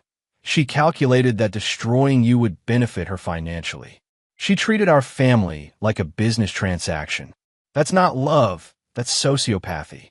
The children's rejection of Paula was particularly painful because it was based on logical analysis rather than emotional manipulation. They'd seen through their mother's deception and made rational decisions about who deserved their loyalty and trust. Paula's attempts to rebuild relationships with Curtis and Dee were met with polite but firm rejection. The teenagers had learned to recognize manipulation tactics and refused to be drawn back into their mother's web of deception. You had a choice between honesty and manipulation, Dee told Paula during their final conversation. You chose to lie to us about everything that mattered. We can't trust you anymore. But Clint's most sophisticated revenge was still unfolding through long-term consequences that Paula was only beginning to understand. Her false accusations had created a permanent record that would follow her through any future relationships or legal proceedings. Employment opportunities had evaporated as background checks revealed her involvement in filing false domestic violence claims. Potential employers in Denver's close-knit professional community had heard about her case and decided they couldn't risk hiring someone with such questionable character. Dating had become equally challenging as men in Paula's social circle were aware of her history of false accusations and systematic manipulation. Her reputation preceded her in ways that made forming new relationships virtually impossible. Who would want to date someone who tried to destroy her husband through false abuse claims? One of Paula's former friends had commented publicly. How could any man trust someone like that? The social isolation was devastating for someone like Paula, who'd built her identity around social status and family connections. The woman who'd once been the center of attention at family gatherings was now an unwelcome reminder of poor judgment and moral compromise. Financially, Paula's situation had become desperate. Without family support, employment prospects, or potential romantic partners, she'd been forced to move into a modest apartment and take part-time work in retail, a dramatic decline from the comfortable lifestyle Clint had provided. The contrast between her current circumstances and the life she destroyed was a daily reminder of the cost of her betrayal. Every financial struggle, every lonely evening, every reminder of her damaged reputation was a consequence of choosing manipulation over honesty, greed over loyalty. But perhaps the most profound element of Clint's revenge was psychological. Paula was now experiencing the same isolation and helplessness she tried to inflict on him through false accusations. She understood what it felt like to have her reputation destroyed, her support system eliminated, and her future prospects devastated. She's finally learning what it means to be truly alone, Rosemary reported during one of her conversations with Clint. She keeps saying she never realized how much damage she was trying to cause until it happened to her. Marshall's imprisonment, Yu's disbarment, and Paula's social destruction had created a powerful deterrent effect throughout Denver's professional community. The case had become a cautionary tale about the consequences of false accusations and systematic manipulation. Other attorneys were more careful about accepting cases built on questionable abuse claims. Personal trainers were more professional in their relationships with married clients. Most importantly, potential false accusers understood that their tactics could be thoroughly investigated and completely exposed. Clint's methodical destruction of his enemies had achieved something beyond personal satisfaction. It had created systemic change that would protect other potential victims of similar schemes. But the most meaningful victory was the restoration of his relationships with Curtis and Dee. The children who'd been turned against him through manipulation had returned with deeper appreciation for his stability, honesty, and genuine care for their well-being. "You never try to make us choose sides," Curtis observed during one of their evening conversations. "Even when Mom was poisoning us against you, you just kept being there for us. That's real love." Dee's engineering mind had drawn similar conclusions. "You solved this problem by gathering evidence and presenting facts. You never lied to us or tried to manipulate our emotions. That's how I want to approach challenges in my own life." The children's respect and affection was Clint's greatest victory, more satisfying than any legal judgment or social revenge. They'd learned valuable lessons about loyalty, honesty, and the difference between manipulation and genuine love. As Clint reflected on the complete destruction of his enemies, he felt no guilt or regret. They'd chosen to attack him through deception and false accusations, threatening not only his freedom, but his relationships with children he'd tried to love as his own. Their punishment was proportional to their crimes and comprehensive enough to ensure they could never threaten him or anyone else in similar ways. Justice had been served with precision and finality. Chapter 9. The New Foundation. 6 months after the Thanksgiving confrontation that had shattered his world, Clint Hodges stood in his kitchen preparing breakfast for Curtis and Dee, a daily ritual that had become sacred in their rebuilt family structure. The house that had once echoed with tension and deception now hummed with the comfortable rhythms of honest relationships and mutual respect. Paula's complete absence from their lives had initially created a void that Clint worried might damage the children permanently. But Curtis and Dee had adapted with remarkable resilience, demonstrating that healthy young minds could distinguish between authentic love and toxic manipulation when given clear evidence of both. "College applications are due next month," Dee announced over breakfast, her voice bright with excitement about her engineering prospects. "The program director said my recommendation letters are some of the strongest they've received." Clint smiled, remembering the careful cultivation of Dee's academic supporters during the darkest period of their family crisis. Teachers, coaches, and program directors who'd witnessed Clint's genuine investment in Dee's future had become advocates for her college aspirations. Curtis had experienced his own academic and athletic renaissance since Paula's removal from their lives. His wrestling performance had improved dramatically once he'd stopped questioning whether his achievements mattered to his family. Coach Hoffman reported that Curtis was being recruited by several Division I universities. "State championships are next week," Curtis said, his confidence evident in every word. "I've been thinking about what you said. That victory belongs to people who prepare better than their opponents." The philosophy had guided more than Curtis's athletic training. Both children had internalized Clint's lessons about methodical preparation, careful observation, and the importance of evidence over emotion. They were becoming formidable young adults who wouldn't be easily manipulated or deceived. The legal aftermath of Paula's false accusations had created ripple effects throughout Denver's professional community. 3 other women who'd filed questionable domestic violence claims had withdrawn their accusations rather than face the scrutiny that Alice Yu's exposure had generated. The family court system had implemented new protocols for investigating abuse allegations, requiring more substantial evidence before accepting restraining orders. "Your case changed everything," Judge Alex Boyer had told Clint during a chance encounter at a veterans charity event. "We're much more careful now about accepting emotional testimony without corroborating evidence. You probably saved dozens of men from similar false accusations." Marshall Chamberlain's prison sentence had been longer than even prosecutors had expected. The fitness instructor was serving 12 years for fraud, sexual misconduct, and conspiracy charges. But more importantly for Clint's sense of justice, Marshall's reputation was so thoroughly destroyed that his future prospects were non-existent. He keeps filing appeals, claiming he was a victim of prosecutorial misconduct, Deputy Lee Keenan had reported during their monthly coffee meetings. "Nobody takes his complaints seriously. Even his fellow inmates consider him a predator. Alice Yu had fled Colorado entirely, her legal career destroyed, and her personal reputation ruined beyond repair. Clint's investigation had revealed that Yu's misconduct extended to other states, triggering additional criminal investigations that would likely result in federal charges. But the most satisfying element of his enemies' destruction was their complete powerlessness to threaten him again. Paula's attempt to rebuild her life had failed at every level: professional, social, and personal. She'd been forced to leave Denver, finding work as a retail clerk in a distant city where her reputation couldn't follow her.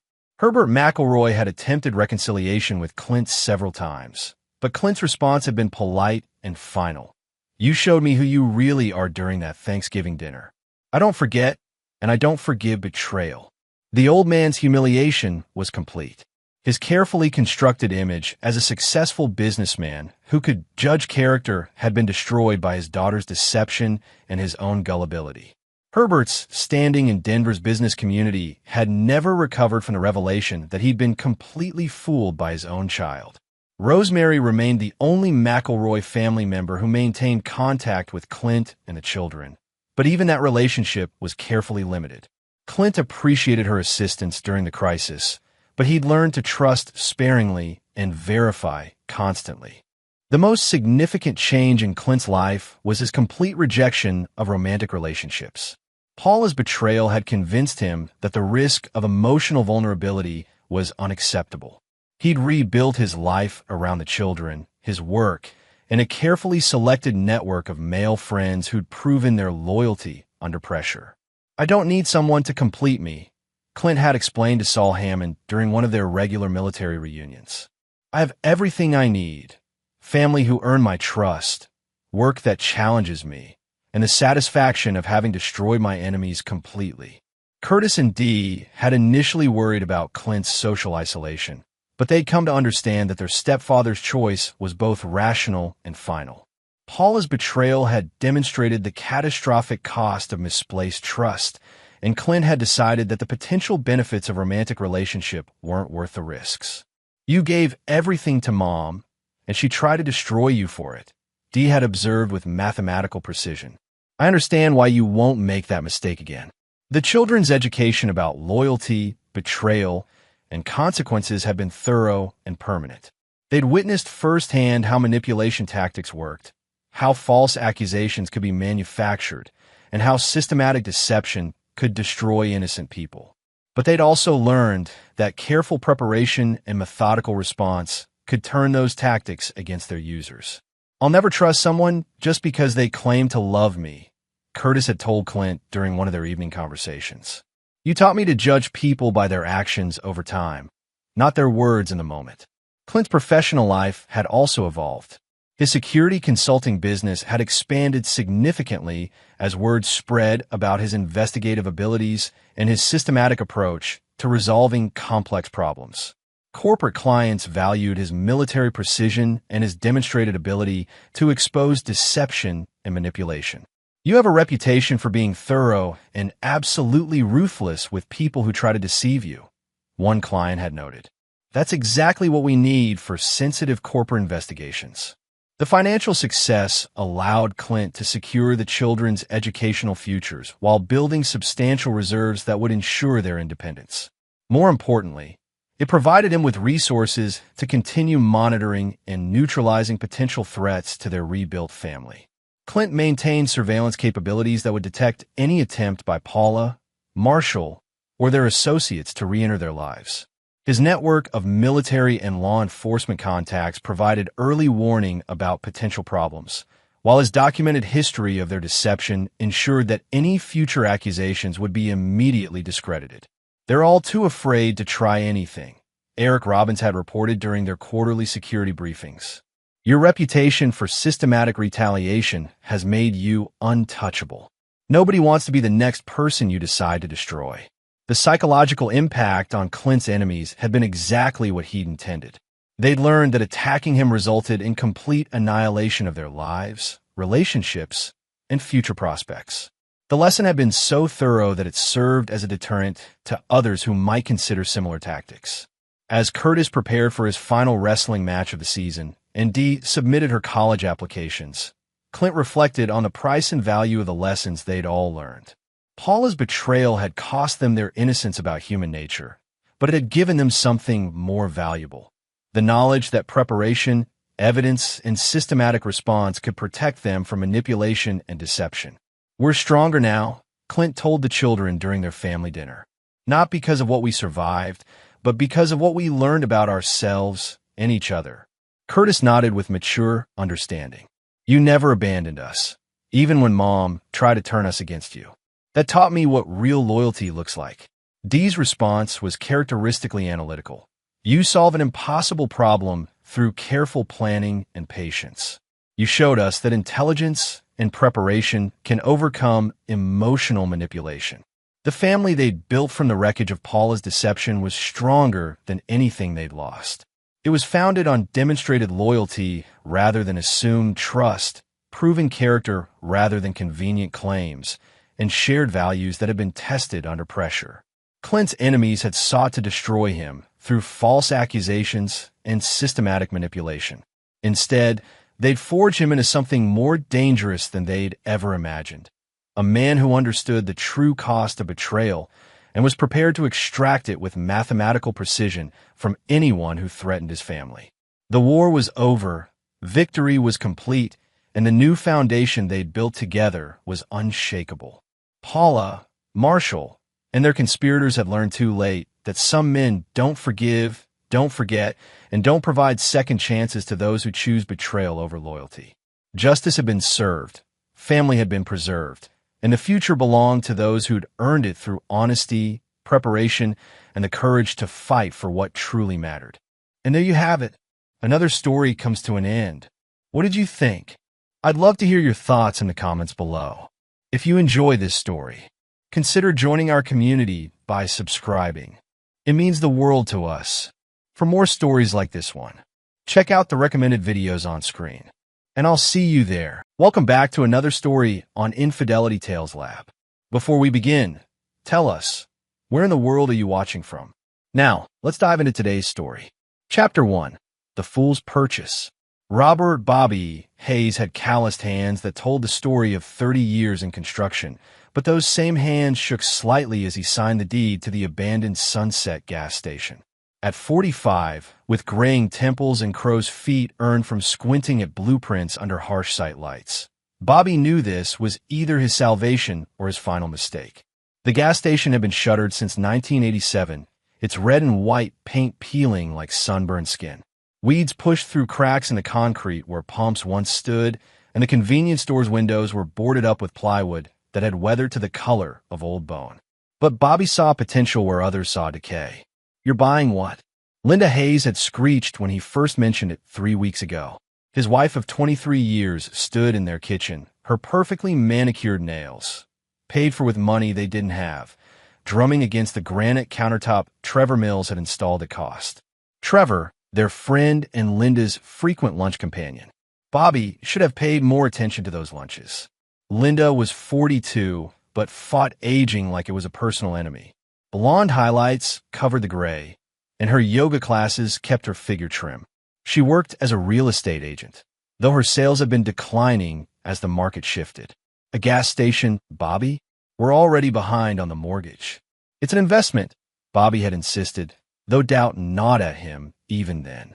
The interstate expansion is coming through in 2 years. This location will be prime real estate. That conversation felt like a lifetime ago as Bobby pocketed the keys. The seller, an elderly man named Harold Kemper, had been eager to get rid of the property. Too eager, perhaps. But Bobby had scraped together every dollar of their savings, $47,000 for the down payment, securing a seller finance deal that Harold seemed almost desperate to close. The drive home took Bobby through downtown Millbrook, a town of 8,000 nestled in the rolling hills of central Pennsylvania. Main Street still held traces of its former prosperity: a classic movie theater, a diner with red vinyl booths, and Mills Construction, the company that had built half the new developments around town. Trevor Mills had inherited the business from his father and expanded it aggressively. Always wearing expensive suits, and driving luxury trucks that gleamed under the streetlights. Bobby's own truck, a 10-year-old Ford with rust spots and a temperamental transmission, felt shabby in comparison as he pulled into his driveway. The colonial house, modest but well-maintained, sat on a street lined with mature maples. It was the kind of neighborhood where people knew each other's business, which made what happened next all the more humiliating. Derek was waiting in the living room when Bobby walked in, still wearing the khakis and button-down from his new job at the bank. At 22, Bobby's son had inherited Linda's sharp features and her talent for making Bobby feel small. Fresh out of Penn State with a business degree, Derek had opinions about everything and the confidence to share them. "Dad, please tell me Mom is exaggerating about this gas station thing," Derek said without preamble. Bobby set his keys on the end table, noting how Derek didn't even look up from his phone. "It's a sound investment, son. Location is everything in real estate." Location. Derek finally lifted his head, his expression a mixture of disbelief and embarrassment. "It's a dump on the edge of town. You emptied our savings for a building that's been condemned for 40 years. 37 years, Bobby corrected, immediately hating how defensive he sounded. "Jesus, Dad." Derek stood and began pacing, a habit he'd picked up from Linda. "Do you know what people are saying? Trevor Mills told half the town you've lost your mind." He said, "I don't care what Trevor Mills said." The sharpness in Bobby's voice surprised them both. Derek stopped pacing. "Maybe you should care. He knows the construction business better than anyone. He's successful, Dad. When's the last time you could say that about yourself?" The words hit Bobby like a punch to the solar plexus. When had his own son started looking at him with such disdain? When had Trevor Mills become the standard by which Bobby was measured? Before Bobby could respond, Linda's car pulled into the driveway, the BMW SUV that had seemed like a good idea when she was selling 3 houses a month. She walked through the front door, carrying shopping bags from stores they couldn't afford, her face already arranged in the expression Bobby had come to dread. "Well," she demanded, "did you come to your senses, or did you actually go through with this insanity?" Bobby pulled the deed from his jacket pocket. "It's done." The silence that followed was pregnant with 23 years of accumulated resentment. Linda's face went through several emotions: shock, anger, and finally, a cold calculation that Bobby had never seen before. "You're a fool," Derek said, his voice flat. "A complete fool." Linda dropped her shopping bags. $47,000, Bobby. That was everything. Every penny we had saved for Derek's future, for our retirement, for... She stopped, pressing her fingers to her temples. "You're a hopeless failure." The words hung in the air like smoke from a house fire. Bobby looked at his wife, really looked at her, and saw a stranger. When had she started looking at him like he was something she'd stepped in? When had Derek learned to speak to him with such contempt? "I'm going to Rebecca's," Linda said, referring to her sister. "I need to think about our future, about Derek's future, about whether we even have one." She gathered her bags and headed for the stairs, then stopped. "Trevor offered to help with Derek's student loans, you know. At least someone in this town has their priorities straight." Bobby stood alone in his living room as his family dispersed like smoke. The deed to the Sunset gas station felt heavy in his pocket, a paper anchor dragging him down. But something else stirred in his chest, something that had been dormant for too long. He'd been called a fool before. By supervisors who promoted less qualified men, by contractors who underbid his estimates, by a world that seemed determined to grind down men like him. But this time felt different. This time, the people calling him a fool were supposed to love him. Bobby walked to the window and looked out at the street where he'd raised his son, where he'd built what he thought was a life worth living. Trevor Mills drove past in his gleaming black F-150, heading toward the part of town where the successful people lived. Tomorrow, Bobby would start cleaning out his gas station. Tonight, he would remember what it felt like to be called a failure by the 2 people whose opinions mattered most. And somewhere in the darkness behind his ribs, something cold and patient began to take shape. Chapter 2. The Discovery. The Sunset gas station looked even more desolate in the gray morning light. Bobby arrived at sunrise with a thermos of coffee and a toolbox, determined to assess exactly what his $47,000 had bought him. The October air was crisp, carrying the smell of dying leaves and the distant aroma of bacon from Murphy's Diner down the road. Harold Kemper had left behind a ring of keys that looked like they belonged in a medieval dungeon. Bobby worked his way through them systematically, finding that most of the locks had seized decades ago. The front door to the convenience store finally yielded to the seventh key, opening with a groan that seemed to echo from another era. Inside, Tom had stopped in 1987. Faded advertisements for Coca-Cola and Marlboro cigarettes still clung to the walls, and a layer of dust covered everything like a burial shroud. The shelves were empty but intact, and the old cash register sat silent behind a counter marked with coffee rings and cigarette burns. Surprisingly, most of the fixtures were still functional. The lights worked, and the plumbing held pressure when Bobby tested it. But it was the smell that caught his attention. Beneath the mustiness and decay was something else: machine oil and metal, as if industrial equipment had been stored here long after the station closed. The scent was strongest toward the back of the store, behind a door marked "Employees Only." The storage room was larger than expected, running almost the full width of the building. More intriguingly, it had been recently used.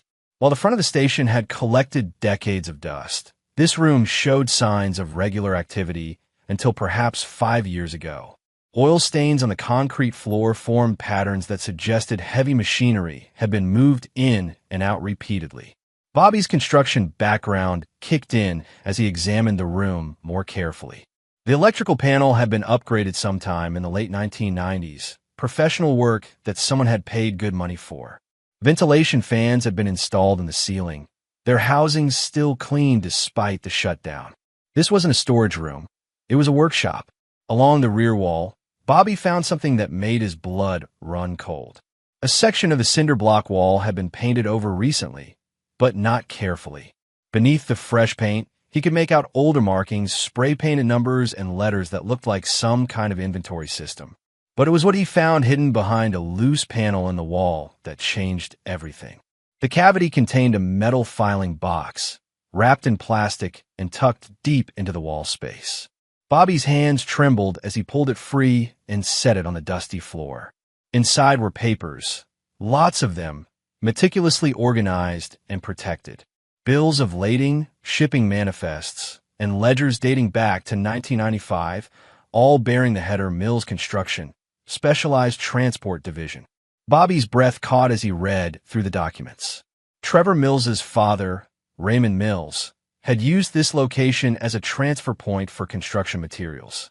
But these weren't ordinary materials. The manifests listed quantities of asbestos tiles, lead-based paints, and other hazardous substances that were being quietly disposed of rather than properly remediated. Thousands of tons over a 12-year period, ending in 2007, coincidentally, the year Raymond Mills died and Trevor took over the company. But the real revelation was in the photographs. Polaroids showing trucks dumping material in what Bobby recognized as Miller's Pond, the same pond that supplied water to 3 residential developments built by Mills Construction in the early 2000s. The same developments where an unusual cluster of cancer cases had emerged in recent years, prompting ongoing lawsuits that Trevor had publicly blamed on faulty municipal water treatment. Bobby sat back on his heels, mind racing. Trevor hadn't just inherited a construction company. He'd inherited a secret that could destroy him. And Harold Kemper, who'd been Raymond Mills's partner in the operation according to these documents, had just sold Bobby the evidence for less than $50,000.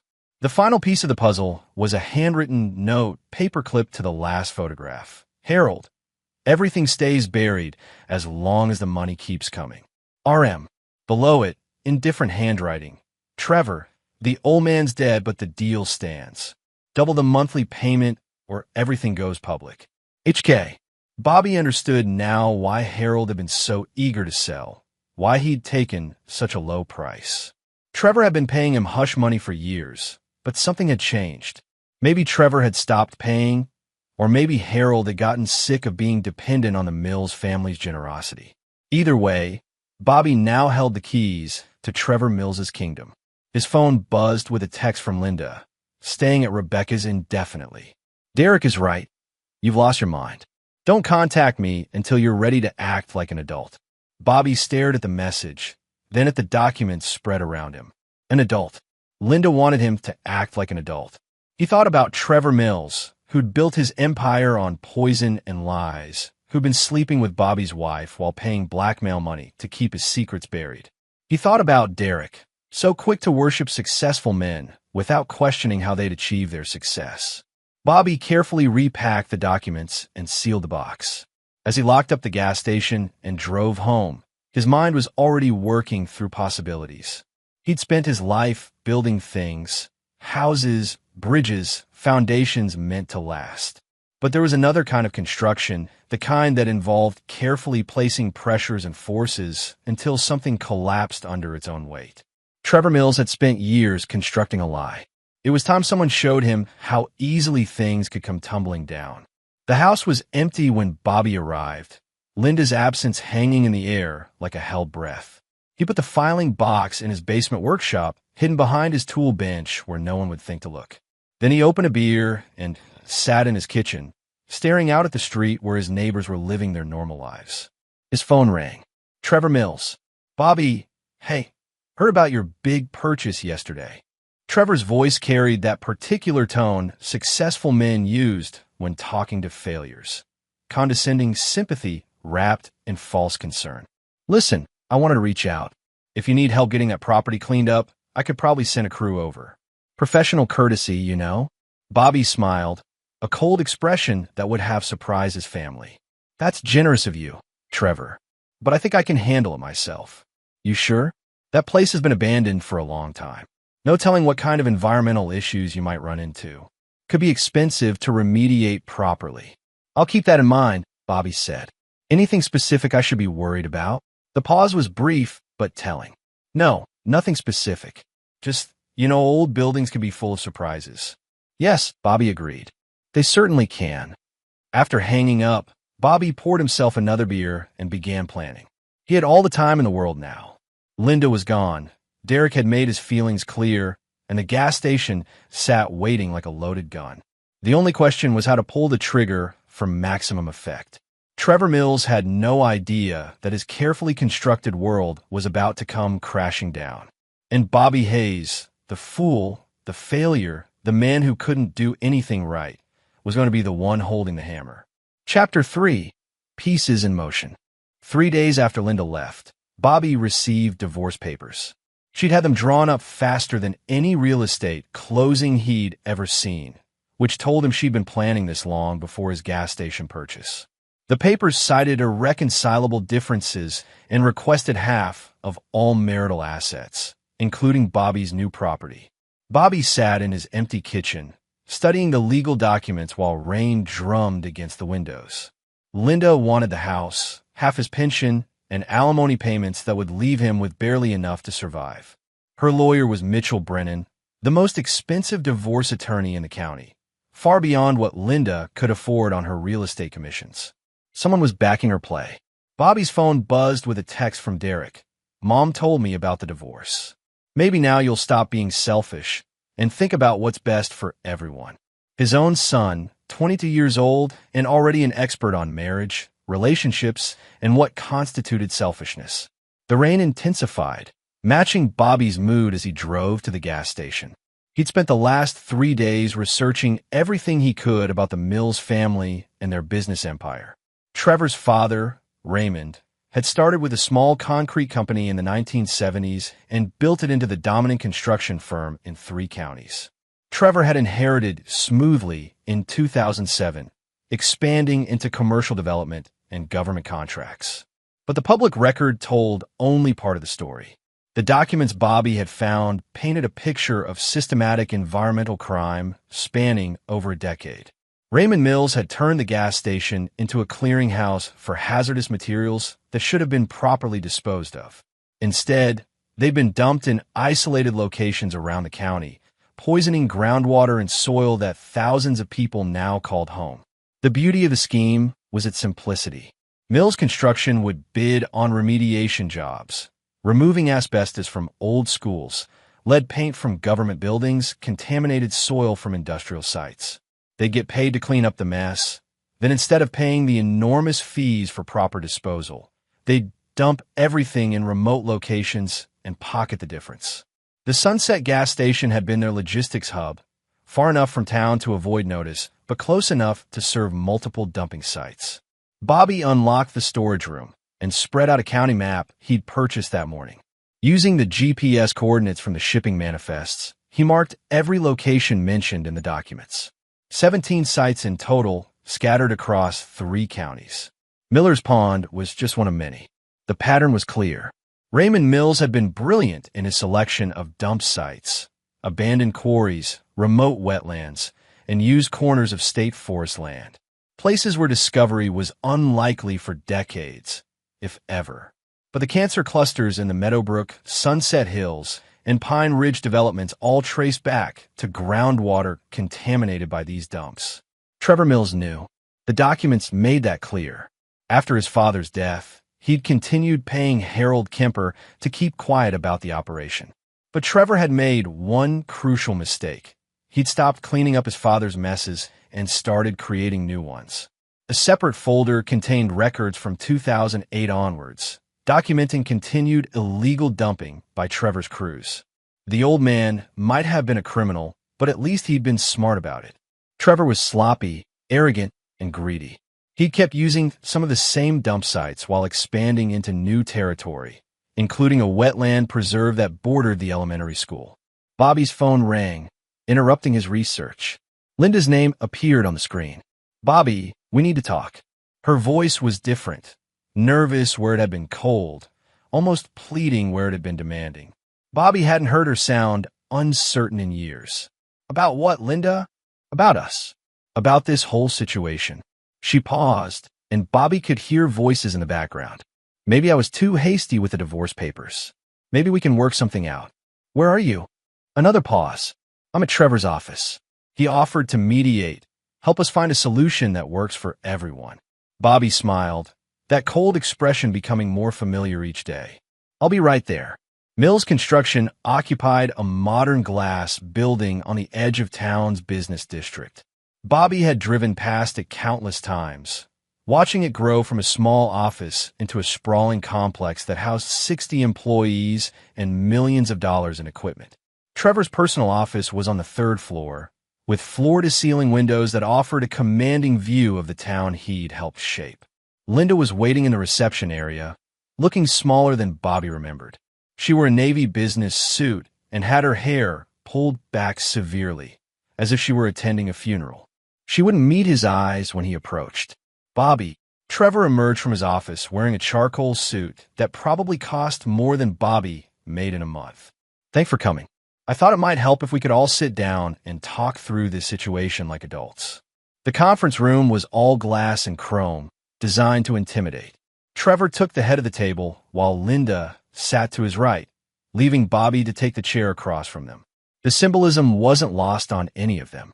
"Look, Bobby," Trevor began, his voice carrying the same false sympathy from their phone call. "Linda's been going through a rough time. The stress of your financial situation has been hard on her, on your whole family." Bobby nodded, saying nothing. "The thing is," Trevor continued, "I've been thinking about ways to help. Your gas station, for instance. I might be interested in purchasing it from you. Save you the headache of trying to develop it yourself." "At what price?" "Well, given the condition of the property, the environmental risks, the cost of bringing it up to code." Trevor shrugged. "I could offer you $30,000. That would cover most of what you paid, help you move on with your life."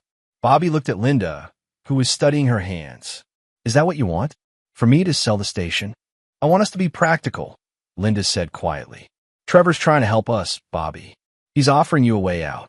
"A way out," Bobby repeated. "And what happens after I sell? Do we reconcile? Work on our marriage?" Linda finally looked up, and Bobby saw something in her eyes he'd never seen before, guilt mixed with fear. "We could try. If you're willing to make some changes, be more responsible." Bobby stood, walked to the window, and looked down at the parking lot where Trevor's black truck gleamed beside Linda's BMW. "You know, Trevor, I've been learning a lot about responsibility lately. About the responsibilities we have to our community, our environment, our families. That's great, Bobby. Really great. For instance, Bobby continued, I learned that when you're handling hazardous materials, you have a responsibility to dispose of them properly. Even if it's expensive. Even if cutting corners would save you millions of dollars. The temperature in the room seemed to drop 10 degrees. Trevor's smile flickered, and Linda looked confused. I'm not sure what you're getting at, Trevor said carefully. Bobby turned back to the table. I'm getting at the fact that your offer is inadequate. Grossly inadequate, given what I've discovered about the property's history. Trevor's face had gone pale beneath his tan. What kind of history? The kind that involves trucks, late-night deliveries, and creative approaches to waste disposal. Bobby smiled. The kind that might interest the EPA, the State Environmental Agency, and several district attorneys. Linda looked between them, finally sensing the undercurrent. Bobby, what are you talking about?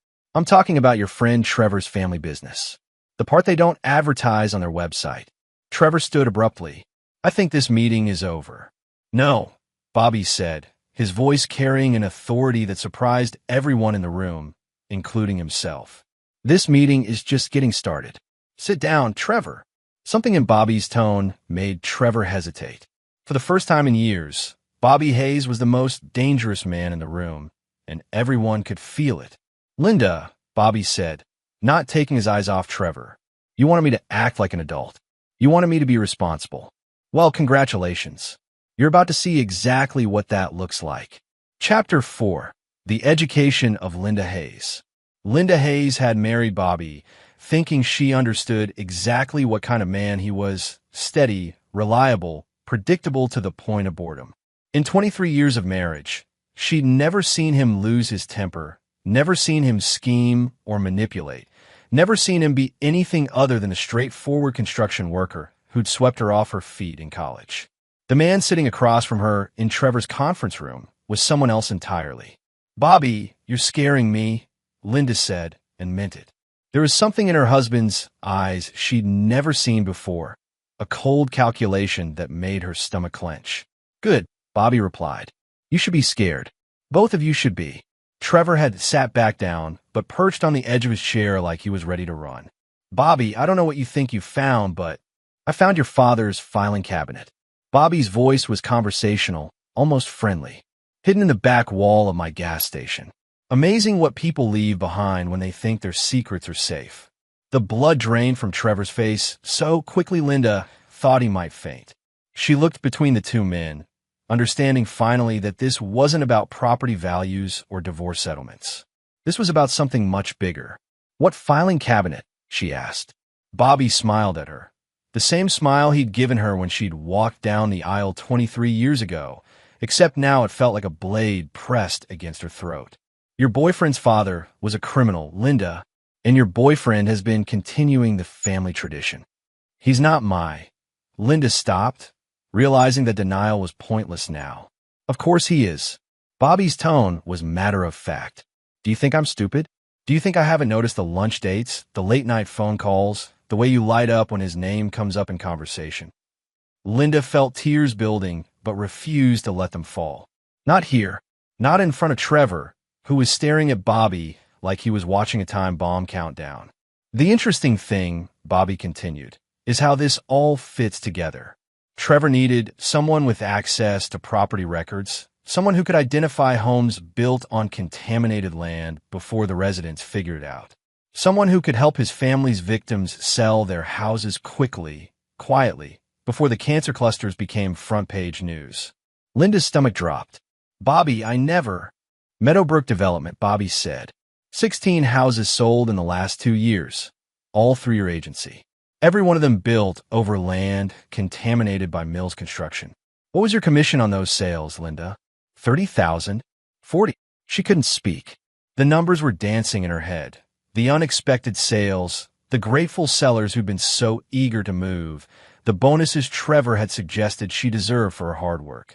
You knew, she whispered, looking at Trevor. You knew those families were getting sick, and you used me to... I protected you, Trevor said sharply. I made sure you made money while helping people get out of bad situations. That's not a crime. Fraud is a crime, Bobby said. Conspiracy is a crime. And continuing your father's illegal dumping operation, well, that's about 15 different crimes. Trevor stood again, this time with more conviction. You don't know what you're talking about. And even if you did, nobody would believe a washed-up construction worker with a grudge. Bobby pulled out his phone and tapped the screen. Trevor's voice filled the room. That place has been abandoned for a long time. No telling what kind of environmental issues you might run into. Could be expensive to remediate properly. That was from our phone call 3 days ago, Bobby explained. Right after I told you I'd bought the gas station. You were already trying to warn me off the property. Why would you do that unless you knew there was something to find? Trevor lunged across the table, grabbing for Bobby's phone, but Bobby was ready. Years of construction work had kept him strong, and Trevor's desk job had made him soft. Bobby caught Trevor's wrist and twisted, sending him sprawling back into his chair. Assault, Bobby said mildly, in front of witness. I should probably add that to my collection of evidence. Linda watched in horror as her carefully constructed life crumbled around her. The successful businessman she'd been sleeping with was a criminal. The husband she dismissed as a failure was systematically destroying both of them. The reality show moment she'd been living.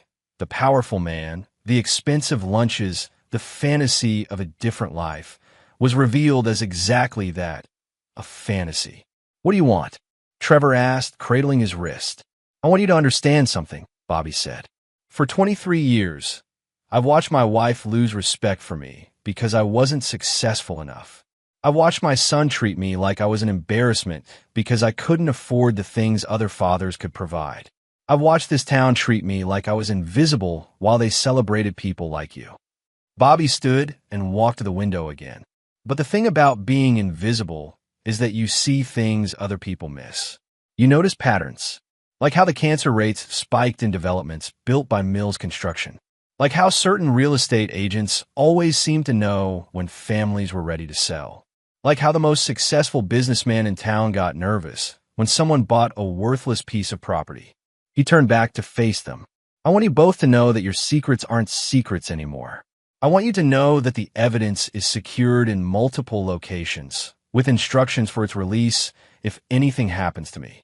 Bobby, Linda said, finding her voice. What are you going to do? Bobby looked at his wife, really looked at her, taking in the expensive clothes, the perfect makeup, the guilt and fear in her eyes. I'm going to give you an education, Linda. Both of you. I'm going to teach you what it feels like to lose everything that matters to you. Trevor was reaching for his phone, probably to call his lawyer, but Bobby shook his head. I wouldn't do that just yet. See, there's something else I found in that filing cabinet. Something about a certain state senator who's been very helpful to Mills Construction over the years. Something about campaign contributions and environmental permits that got approved without proper review. Trevor's hand froze over his phone. Senator Crawford has been very good to you, hasn't he? Steering state contracts your way, making sure the environmental inspectors look the other way. It would be such a shame if his constituents learned about your special relationship. Bobby headed for the door, then paused. Linda, you have until tomorrow morning to decide whether you want to be known as the woman who helped poison her neighbor's children or the woman who helped expose the truth. Choose carefully. As he left Mills Construction for what he suspected would be the last time, Bobby felt something he hadn't experienced in years, the satisfaction of being the smartest person in the room. Trevor Mills had built his empire on his father's foundation of lies and crime. Linda had sold her integrity for a few nice dinners and the fantasy of being important. Now, they would both learn what Bobby Hayes could build when he put his mind to it. The rain had stopped, and sunlight was breaking through the clouds as Bobby drove home to his empty house.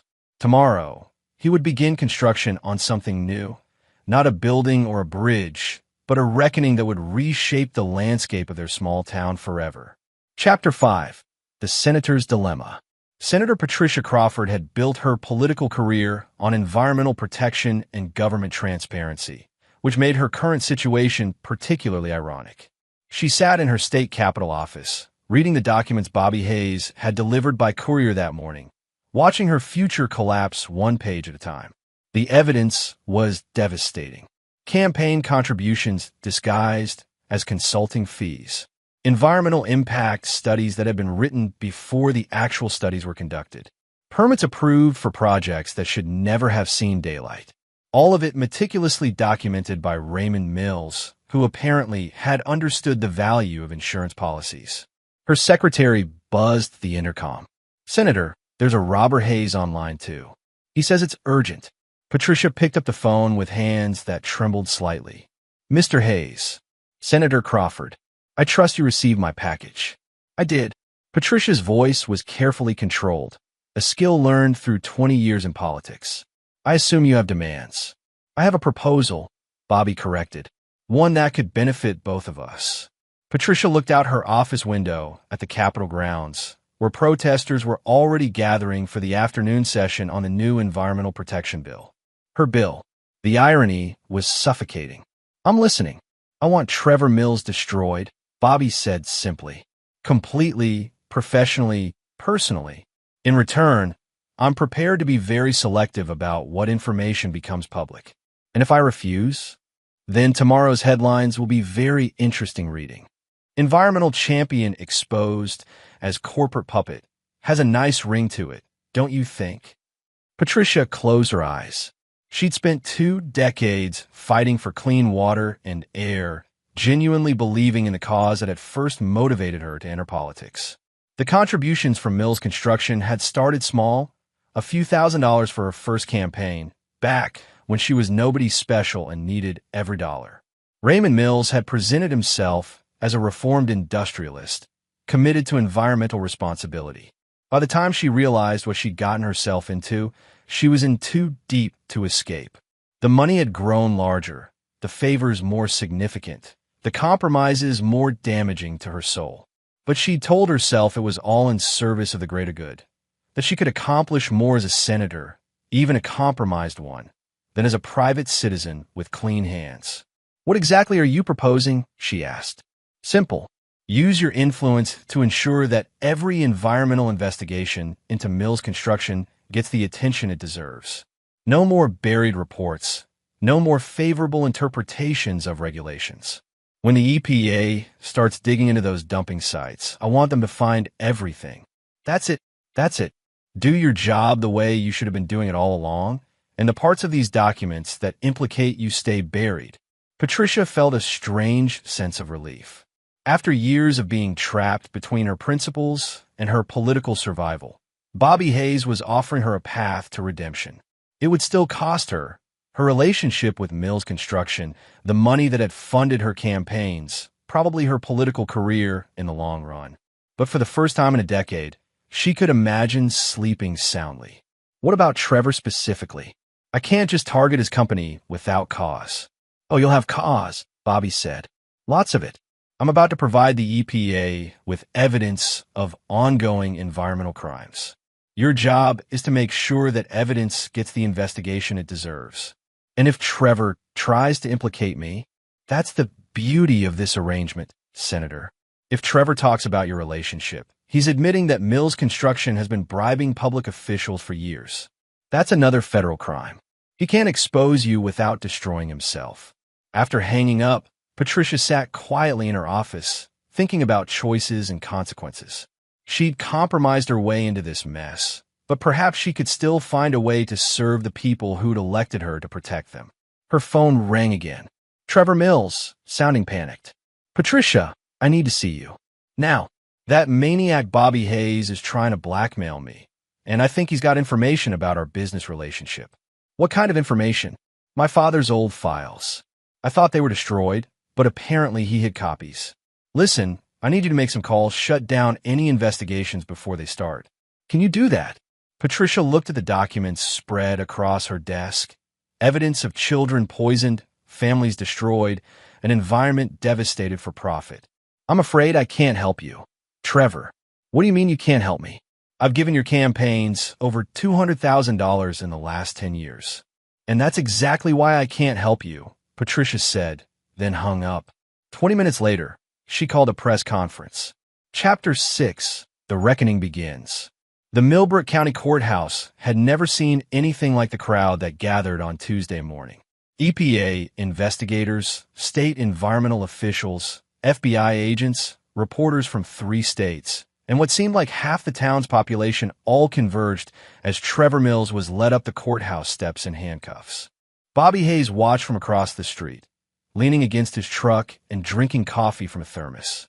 3 weeks had passed since his conversation with Senator Crawford, and the machinery of justice had moved with surprising speed once it was finally unleashed.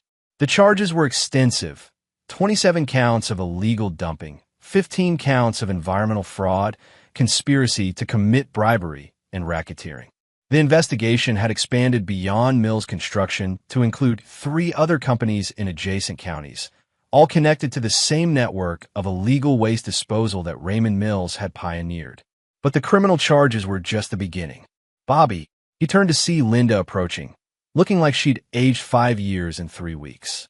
She'd moved back into their house after Trevor's arrest, sleeping in the guest bedroom and moving through their shared spaces like a ghost. "The class action lawyers called this morning," she said. "They're going after everyone connected to the sales in those developments. They want to depose me next week." Bobby nodded. The civil suits had been inevitable once the story broke. 300 families whose children had developed cancer, whose property values had collapsed overnight, whose lives had been irrevocably damaged by the Mills family's greed. The lawsuits would drag on for years and bankrupt everyone involved, including Linda. "What will you tell them?" Linda wrapped her arms around herself against the October wind. "The truth. That I didn't know, but I should have. That I was so busy chasing money and status that I didn't ask the right questions. And Trevor's lawyer says he might cooperate with prosecutors if they reduce the charges. He's already started talking about people who were supposed to be his friends." She looked at Bobby with something that might have been respect. "He's not the man I thought he was." Bobby almost smiled. "What kind of man did you think he was?" "Strong, successful, someone who had control of his life." Linda paused. "Someone who wasn't you." The words might have hurt once, but Bobby felt nothing. "And now I see that you were the strong one. All those years, I thought you were weak because you followed the rules, because you didn't cut corners, because you couldn't provide the things other men could provide. I was wrong." Bobby looked back at the courthouse, where Trevor Mills was disappearing into a system that would grind him up as efficiently as he'd ground up everyone else. Being strong isn't about having power over other people, Linda. It's about having power over yourself. Trevor never understood that. Derek appeared on the courthouse steps, looking uncomfortable in his bank-issued suit. He'd been subpoenaed as well, since his student loans had been co-signed by Trevor Mills personally. Loans that investigators now suspected were another form of bribery, intended to secure Linda's cooperation through her son. "He hates me," Linda said, watching Derek scan the crowd. "He hates the situation. There's a difference. Will you ever forgive me?" Bobby considered the question seriously. 3 weeks ago, he would have said yes without hesitation, so desperate was he to hold onto whatever scraps of his family remained. But the man who'd signed those divorce papers in Trevor's office was gone, replaced by someone harder and more clear-eyed. "I might forgive you eventually," he said, "but I'll never trust you again. And I'll never forget what you chose when the choice mattered." Linda nodded, tears finally coming. "The divorce will go through. The divorce will go through. You can keep the house. I won't need it much longer anyway. Where will you go?" Bobby finished his coffee and screwed the cap back on his thermos. The gas station was already being transformed, bulldozers working to clear the contaminated soil, while EPA investigators cataloged every piece of evidence. When the cleanup was finished, the property would be worth exactly what Bobby had paid for it. Nothing. But it had already given him everything he'd needed. "I haven't decided yet. Somewhere I can start over." "Bobby," Linda's voice was small, uncertain. "Do you think there's any chance we could?" "No," Bobby said gently but firmly. "There isn't." As he walked back to his truck, Bobby thought about the last conversation he'd had with Trevor Mills. It had been 2 days after the arrest, a desperate phone call from the county jail. "This is insane, Bobby. You're destroying innocent people over something my father did 40 years ago. Your father died in 2007, Trevor. The dumping continued until last year. You made that choice. It was just business. Nobody was supposed to get hurt. Tell that to the families in Meadowbrook. Tell that to the Hendersons, whose 8-year-old daughter has leukemia. Tell that to the Kowalskis, who lost their son last month. The line had been quiet for a long moment. What do you want? Money? I can make this worth your while. I want you to understand something, Bobby had said. For 23 years, I thought success meant having money, status, respect. I thought it meant being like you. But success actually means being able to look at yourself in a mirror without flinching. It means building things that last, not tearing them down for profit. You're destroying everything I've worked for. No, Trevor, I'm just showing people what you actually built. Now, watching the courthouse spectacle from his truck, Bobby felt a satisfaction that had nothing to do with revenge and everything to do with justice. Trevor Mills would spend the next decade in federal prison. Senator Crawford would resign in disgrace, but avoid prosecution in exchange for her cooperation. Linda would lose her real estate license and probably her house. And Bobby Hayes, the fool who'd bought a worthless gas station, would disappear into the kind of anonymity he'd once feared but now welcomed. His phone buzzed with a text from Derek. "Dad, can we talk?" Bobby looked up at the courthouse steps where his son was still standing, looking lost and young despite his business suit and banker's confidence. Maybe there was still something worth saving there. Maybe not. Either way, Bobby Hayes was done building his life around other people's expectations. The gas station had taught him that the most valuable discoveries often came from the most unlikely places, and that sometimes the only way to build something lasting was to first tear down everything false. He started his truck and drove away from the courthouse, leaving the wreckage of Trevor Mills's empire behind him. The road ahead was empty and full of possibilities. Chapter 7. The Price of Truth. 6 months after Trevor Mills's arrest, Millbrook had become a very different town. The cancer cluster had made national news, bringing investigative journalists, environmental activists, and federal prosecutors who turned over every stone in search of the truth. What they found exceeded even Bobby's expectations. The Mills family had been poisoning central Pennsylvania for 3 generations. Raymond's father had started in the 1950s, dumping industrial waste from Pittsburgh area factories in abandoned mines and quarries. Raymond had expanded the operation and systematized it. Trevor had added new wrinkles, falsifying environmental impact studies, bribing inspectors, using his political connections to suppress investigations. The contamination was worse than anyone had imagined. 17 dump sites had become 23, then 31 as investigators followed the paper trail. The groundwater contamination affected 4 counties and over 10,000 residents. The cleanup costs were estimated at $200 million. Bobby sat in Murphy's diner, reading the morning paper and eating breakfast alone, a routine he'd grown to enjoy. The lead story was about the latest class action settlement. Mills Construction's assets had been seized and liquidated, but the money wouldn't go far when divided among so many victims. "Mind if I sit?" Bobby looked up to see Derek standing beside his booth, looking nervous and older than his 22 years. He'd lost weight since the scandal broke, and there were shadows under his eyes that spoke of sleepless nights. "Sure." Derek slid into the opposite seat, ordered coffee from the waitress, and sat quietly for a moment. Bobby didn't push. He'd learned the value of patience. "I've been thinking about what you said," Derek finally spoke. "About success, about building things that last. And I think I was wrong about you. About a lot of things." Derek's voice was careful, measured. "I thought success meant having money, driving nice cars, being able to afford things. I thought Trevor Mills was successful because he had all that." Bobby sipped his coffee and waited. "But he didn't build anything, did he? He inherited a company built on poison and lies, and all he did was make it worse. When it all came apart, there was nothing real underneath." "What's your point, Derek?" Derek met his father's eyes directly. "My point is that I was an asshole. I called you a fool for buying that gas station, but you saw something nobody else did. You had the courage to act on it when it would have been easier to walk away." "I didn't do it for courage," Bobby said. "I did it for revenge." "Maybe. But revenge against what? Against being called a failure by people who were actual failures? Against being dismissed by people who'd built their lives on lies?" Bobby considered this. "Maybe you're right." Derek's coffee arrived, and he wrapped his hands around the mug like he was trying to warm himself. I quit the bank yesterday. This was news. Derek had been so proud of his position at First National, one of the few jobs in town that hadn't been touched by the Mills scandal. Why? Because they offered me a promotion. Assistant manager of the loan department. Turns out they want someone young and clean to help rebuild their reputation after the investigation showed they'd been laundering money from Mills Construction. Bobby raised an eyebrow. That sounds like an opportunity. It sounds like being rewarded for being connected to the right people instead of doing good work. It sounds like the same kind of thinking that got this town into trouble in the first place. Derek leaned forward. I want to do something real, Dad. Something that matters.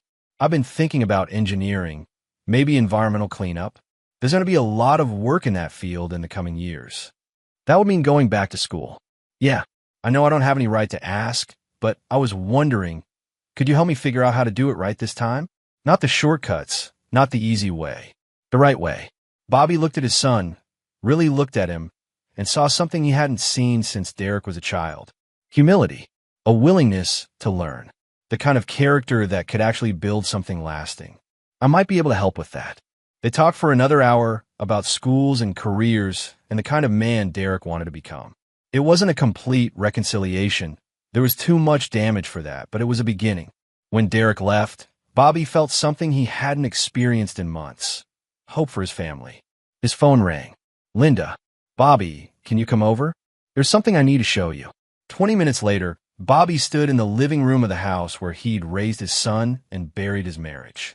Linda looked better than she had in months. Not happy, exactly, but calmer. More settled. What did you want to show me? Linda handed him a letter from the Pennsylvania Real Estate Commission. Her license had been permanently revoked, as expected.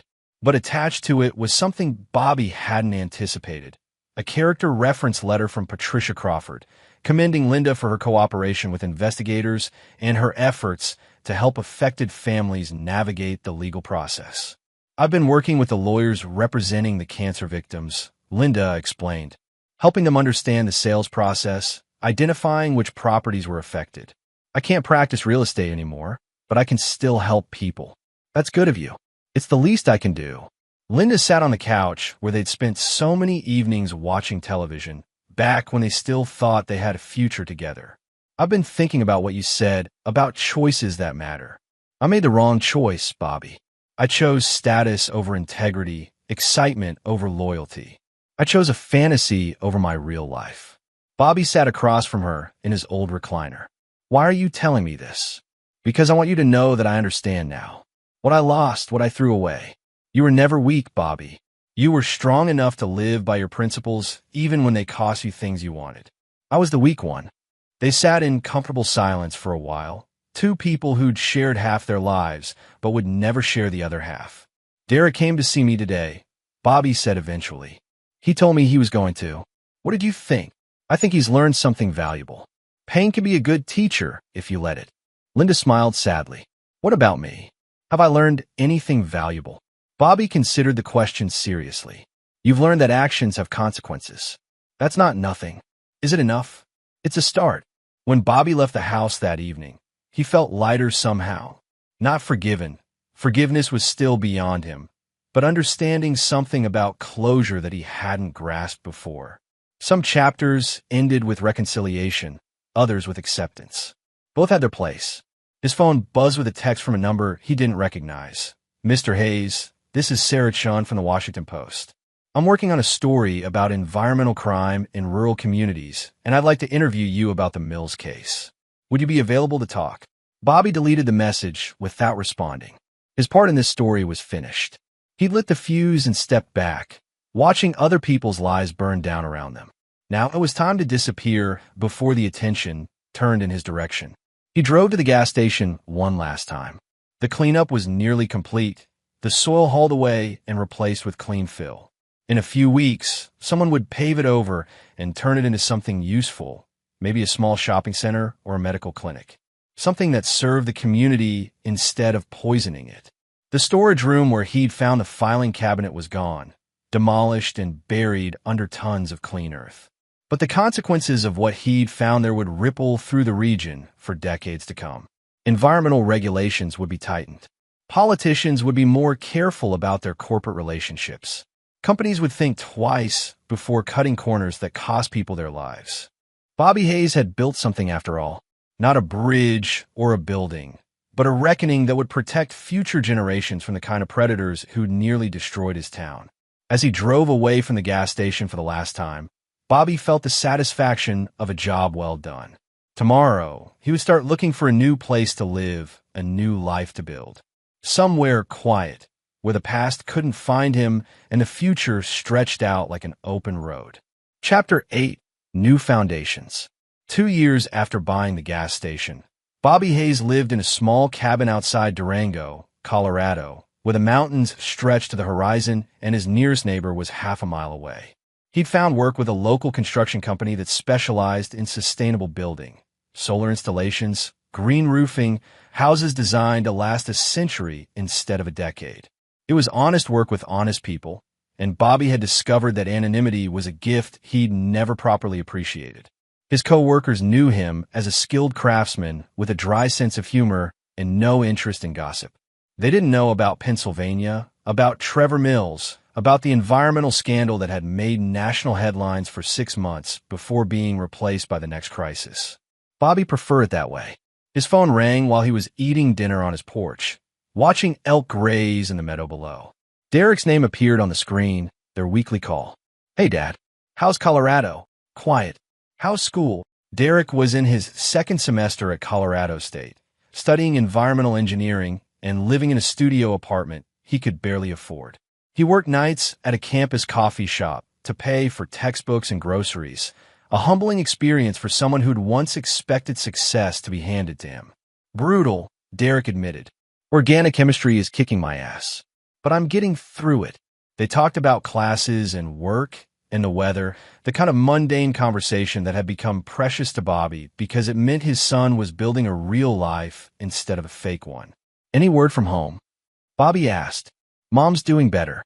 She got a job at the county social services office, helping families navigate the victim compensation program. It doesn't pay much, but she says it feels good to help people instead of, Bobby knew. Linda had lost the house eventually, unable to keep up with the mortgage after losing her real estate income. She'd moved into a small apartment and was slowly rebuilding her life from the ground up, one good choice at a time. Trevor Mills died last week, Derek said quietly. This was news Bobby hadn't expected. Ow! Suicide. Hung himself in his cell at the federal prison in Pennsylvania. Left a note saying he couldn't live with what he'd done. Bobby felt nothing. No satisfaction, no regret, just a blank acceptance of information. Trevor Mills had been a weak man who'd inherited strength he hadn't earned and used it to hurt people. When that borrowed strength was taken away, there hadn't been anything left underneath. "How do you feel about it?" Bobby asked. "Sad, I guess. Not for him, exactly, but I don't know, for the waste of it all. He could have been better than he was." "Yes," Bobby agreed. "He could have been." After they hung up, Bobby sat on his porch as darkness settled over the mountains. 2 years ago, he'd wanted Trevor Mills destroyed, and now the man was dead by his own hand. It should have felt like victory, but instead it felt like completion. The end of a story that had started long before Bobby bought the gas station. His laptop chimed with an email from Patricia Crawford, who'd become an unlikely ally in the aftermath of the scandal. She'd resigned from the Senate, but had found new purpose as an environmental activist, using her political connections to push for stronger regulations and corporate accountability. "Bobby," her message read, "thought you'd want to know that the EPA has announced new guidelines for hazardous waste disposal, partly based on the evidence you uncovered. They're calling it the Mills Protocol, ironic but effective. The cancer cluster families are finally getting their full settlement payments. Your gas station ended up saving a lot of lives." Bobby closed the laptop and went inside to make tea. Save lives. He'd never thought of it that way. But perhaps Patricia was right. By refusing to look the other way, by insisting that buried crimes stay buried, he'd protected families he'd never meet from poisons they'd never see. The next morning brought a phone call that changed everything. "Mr. Hayes? This is Dr. Amanda Torres from the Environmental Protection Agency. I'm calling because we have a situation in Nevada that's very similar to what you uncovered in Pennsylvania. A construction company with a long history of illegal dumping possible political corruption, communities that are getting sick and don't know why. Bobby listened as Dr. Torres described a familiar pattern. Cancer clusters near new developments, mysterious construction delays, environmental impact studies that seemed designed to obscure rather than illuminate. We were hoping you might be willing to consult on the investigation. Your experience with the Mills case would be invaluable. I'm not an investigator, Bobby said. I'm just a construction worker who got lucky. You're a construction worker who knew what to look for and had the courage to act on it. That's exactly what we need. Bobby looked out his kitchen window at the mountains, thinking about the quiet life he'd built for himself. It was a good life, peaceful and honest. But Dr. Torres was right. He had skills now that other people needed. Knowledge about how predators operated, how they hid their crimes, how they could be exposed. Only to think about it. Of course. But Mr. Hayes? There are children getting sick in Nevada. Families who don't know why their water tastes funny or why their property values are dropping.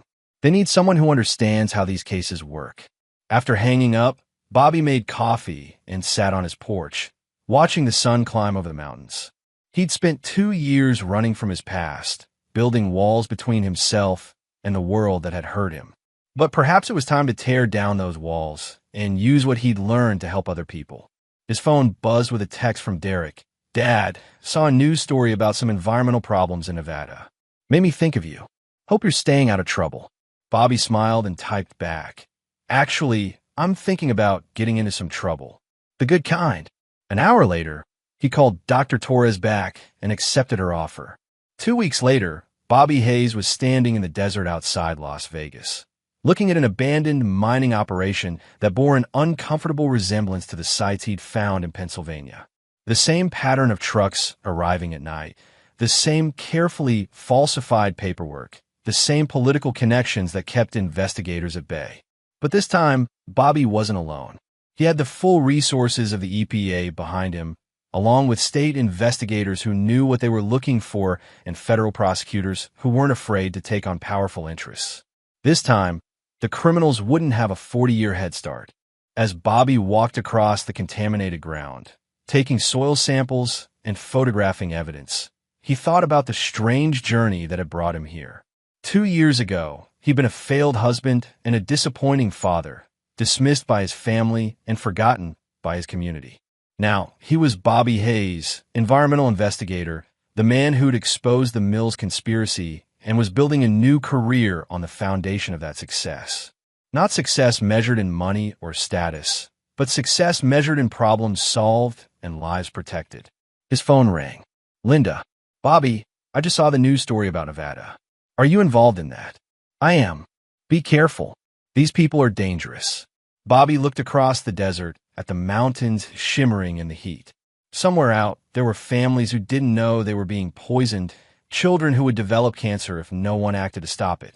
So, am I, he said, and meant it. Chapter 9. The Reckoning Complete. 5 years after purchasing the Sunset gas station, Bobby Hayes had become something he'd never expected to be. Famous. Not Hollywood famous, but infamous enough that environmental lawyers knew his name and corporate executives whispered about him in boardrooms. The man who destroyed Trevor Mills had become the man who specialized in destroying corporate criminals who thought they were untouchable. The Nevada case had led to arrests, convictions, and a $100 million cleanup.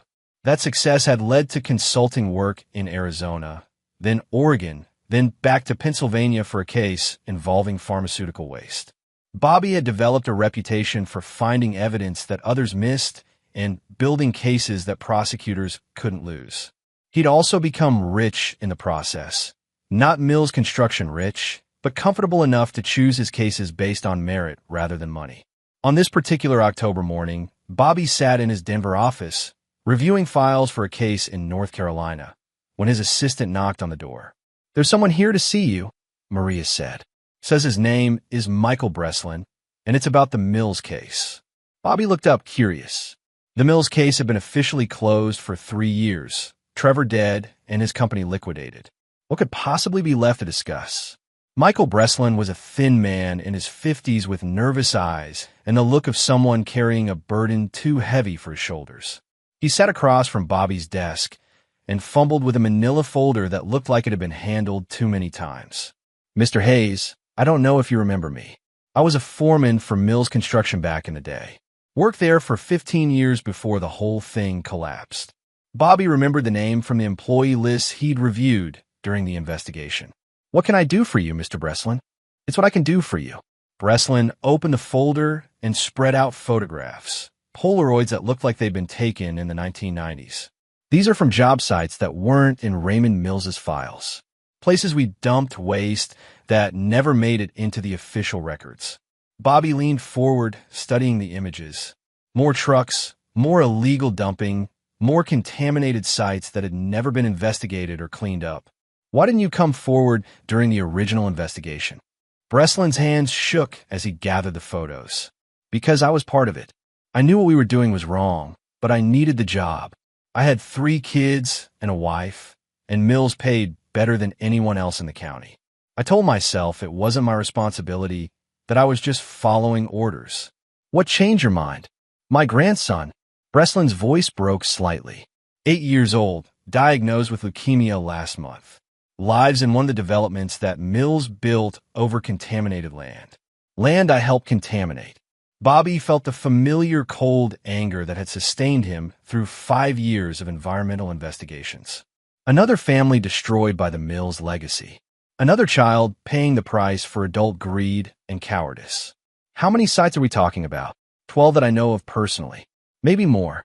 Some of them are under schools now, Mr. Hayes. Elementary schools. Bobby studied the photographs more carefully, cross-referencing them with maps in his head. The locations were scattered across 4 counties, most of them in areas that had been rural in the 1990s but were now heavily developed. "Do you have documentation?" "Shipping manifests, disposal records." "Some. Hidden in my garage for 25 years, eating at me like cancer." Breslin met Bobby's eyes. "I know I'm just as guilty as the rest of them. I know coming forward, now it doesn't make up for staying quiet then. But my grandson is dying, and I can't live with the secret anymore." Bobby understood. Guilt was a powerful motivator, especially when it was backed by the possibility of redemption. "What do you want from me?" "I want you to finish what you started. I want every one of these sites investigated and cleaned up. I want the people responsible held accountable, even if one of them is me." Bobby leaned back in his chair, considering. The Mills case had been satisfying, but incomplete. They'd found 17 contaminated sites when the real number was apparently closer to 30. Children were still getting sick from poisons buried decades ago, and the people responsible had escaped justice by dying before their crimes were fully exposed. "Mr. Breslin, if I take this on, it's going to get ugly. There will be more arrests, more companies destroyed, more families whose secrets get dragged into the light. Are you prepared for that?" "Mr. Hayes, my grandson weighs 60 pounds and can't keep food down. His parents are going bankrupt paying for treatments that might not even work. If exposing the truth can prevent other families from going through this, then yes, I'm prepared for anything." Bobby nodded. "There's something you should know. If we do this, if we reopen the Mills investigation and expand it to include these new sites, you'll probably be charged as an accessory. The statute of limitations may have run out on some of it, but not all. I know. I've already talked to a lawyer, and he said I'll probably do time. But my grandson is going to do time too, in hospital beds and chemotherapy suites. At least my time will mean something." Bobby gathered the photographs and put them back in the folder. "Give me a week to review everything. If the evidence supports what you're telling me, I'll make some calls." After Breslin left, Bobby sat alone in his office, thinking about cycles and consequences. He'd thought the Mills case was finished, but maybe nothing was ever really finished. Maybe justice was like construction. You built it one foundation at a time, one wall at a time, until eventually you had something that could shelter the innocent from the predators. His phone rang. Derek, calling from his first job as an environmental engineer in Seattle. "Hey, Dad. How's the North Carolina case going?" "It's on hold. Something else came up." Bobby told his son about Breslin's visit and the new evidence. "Jesus. How many people did they poison?" "We're about to find out." Derek was quiet for a moment. "Dad, do you ever regret it? Opening that can of worms in the first place?" Bobby considered the question. 5 years ago, He'd been a bitter man who'd wanted revenge against the people who'd humiliated him. The investigation had given him that revenge and much more: purpose, respect, financial security, and a relationship with his son that was stronger than it had ever been. But it had also cost him his marriage, his hometown, and any possibility of a quiet, anonymous life. He'd become a weapon in the war against corporate environmental crime, which meant he'd always be looking over his shoulder for the next threat, the next attempt at retaliation. "No," he said finally. "I don't regret it. The only thing I regret is that it took so long for the truth to come out." "What are you going to do about these new sites?" "I'm going to burn down whatever's left of the Mills empire.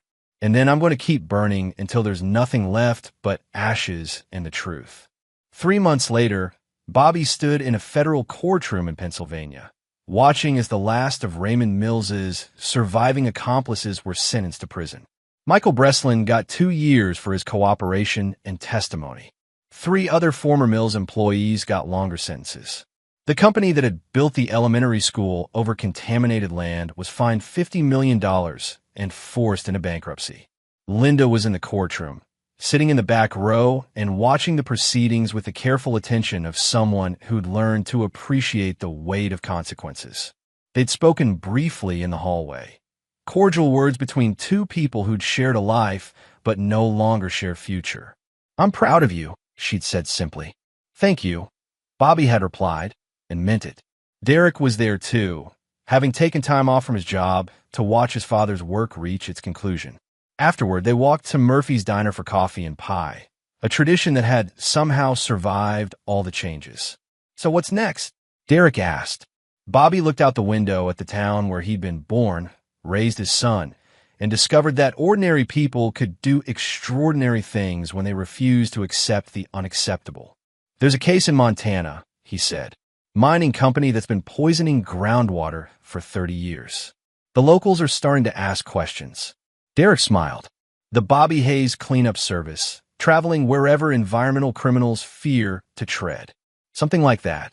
As they sat in the diner, where Bobby had eaten countless meals during his years as an invisible construction worker, he reflected on the strange journey that had brought him here. The gas station had been demolished years ago, replaced by a small park with a memorial plaque honoring the cancer victims. But the foundation it had provided, the evidence, the connections, the skills, the purpose, that foundation was still supporting the structure of his new life. Trevor Mills was dead. His company was gone. His political allies had been exposed and driven from office. The poison he'd spread was being slowly cleaned from the earth, one contaminated site at a time. But more importantly, the example had been set. Corporate criminals now knew that their secrets could be exposed, that their crimes would be investigated, that their victims would be avenged. Children would grow up in cleaner communities